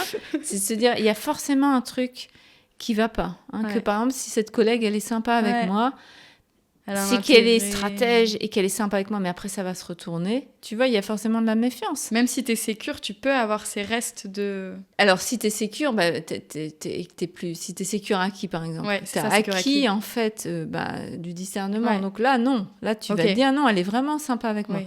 Mais si t'en es pas encore à Ouais. ce stade de D'accord. sécurisation acquise, que t'es encore dans la sécurité, tu te dis vraiment... il y a un truc bizarre, donc méfions-nous. Ouais. Et dans le couple, c'est autre chose encore. Souvent, c'est que tu t'ennuies. Ouais. Si tu es très insécure, tu l'as été longtemps, et tu es encore à des endroits comme ça, et tu as quelqu'un qui est sécure, bah, ça peut être limite pas intéressant. Ouais. Et du coup, tu quittes cette personne parce que... Alors, tu trouveras plein de prétextes. Hein, il n'est pas assez machin, il est trop machin. Hein. Mais en fait, le fond, c'est que je suis habituée à une certaine intensité, parfois même à la désorganisation, et là il y a quelque chose qui est trop tranquille, donc je reste pas. Dommage. Ouais, dommage. Mais tellement compréhensible. Ouais. Oui, parce que la personne, elle n'en est pas là. Et oui, au final, elle n'en est même pas la encore personne là. sécure, si elle Oui. l'aurait... Moi, mon premier petit copain qui a un peu duré longtemps, il était plutôt sécure. Moi, j'étais encore vraiment insécure, désorganisée, évitante. En fait, à un moment, il s'est lassé. Parce que moi, je ne m'engageais pas, en fait. Je montrais rien. J'étais bien évitante, tu vois. Donc, à un moment, il me dit, bon, Gwenaëlle, moi, je vois pas trop ce qu'on fait ensemble. Je pense qu'on va arrêter. On va faire un break, c'était l'expression. Et moi, ça m'a mis hyper mal parce qu'en fait, je commençais à être amoureuse de lui, tu vois. Et ça m'a mis dans un endroit, pour le coup, de désorganisation. Mais lui, si de son point de vue, ça se comprend, tu vois. Bah oui. Et du coup, le couple, il s'est arrêté assez vite, alors que ça aurait pu me faire du bien d'être avec lui. Mais déjà, de son côté, bah, y a quelque chose chez moi qui était quand même trop abîmé pour qu'il reste avec moi. Et puis moi, je pense que peut-être si j'étais restée avec lui, je me serais peut-être aussi ennuyée dans un truc en disant, bah, tu vois, et peut-être c'est moi qui l'aurais quitté. Ouais, bien sûr. Donc, voilà, et tout ça, ça a du sens quand tu prends du recul, mais sur le moment, t'es un peu juste les deux pieds dans le cambouis, entre guillemets, tu vois pas tout. Il y a toujours un cadeau, enfin moi c'est ce que j'essaye de me dire, je pense qu'il y a toujours un cadeau derrière les épreuves, entre guillemets, que l'on est amené à vivre, et l'attachement, je trouve que moi ça a été un des cadeaux, ça a été de comprendre à quel point ça pouvait déterminer des fois certains liens, entraîner certaines complications, etc. Et c'est pour ça que je pense que toutes ces notions qu'on aborde aujourd'hui, c'est vraiment un outil précieux quoi, pour mieux se connaître, mieux connaître la relation et mieux être en lien pour être plus heureux. C'est ça. Et sur les psychotraumatismes, je trouve Ouais. c'est important, en fait, Ouais. tu vois, de s'intéresser aussi à ça. Bien sûr. Parce qu'on est tous plus ou moins, tu vois, traumatisés à des endroits. Et puis surtout ceux qui écoutent ce genre de contenu, et s'ils regardent, c'est qu'ils sont forcément blessés, tu vois. Ouais. Donc de comprendre ce qui se passe dans un cerveau quand tu vis un trauma ou une adversité, ça va être vachement important pour comprendre pourquoi des fois on réagit juste à l'inverse de ce qu'on voudrait. Ouais. Donc ça, souvent quand on s'intéresse à l'attachement, on s'intéresse au trauma et inversement. Donc j'enverrai pas mal vers ce sujet-là aussi, tu vois. Ok, trop bien. Bah, j'ai de la ressource sur lesquelles les envoyer. C'est ça. Dernière question, tu commences Oui. à la connaître. Pour toi, Gwenaëlle, c'est quoi une terre happy? Une thérapie, c'est un espace où on pourrait être connecté à soi et aux autres dans quelque chose qui est serein et qui se nourrit de joie. Ça me va. Je te rejoins sur cette terre. On sera 2. Tu viens avec nous? Ou 3? J'aurai Pocket aussi qui était là tout le Voilà. l'épisode. Trop bien. Merci beaucoup, Gwenaëlle. Merci à toi, Lily Rose. Au plaisir, du coup. Merci. Et merci à vous d'être restés jusqu'au bout. J'espère que ça vous aura plu. À très vite.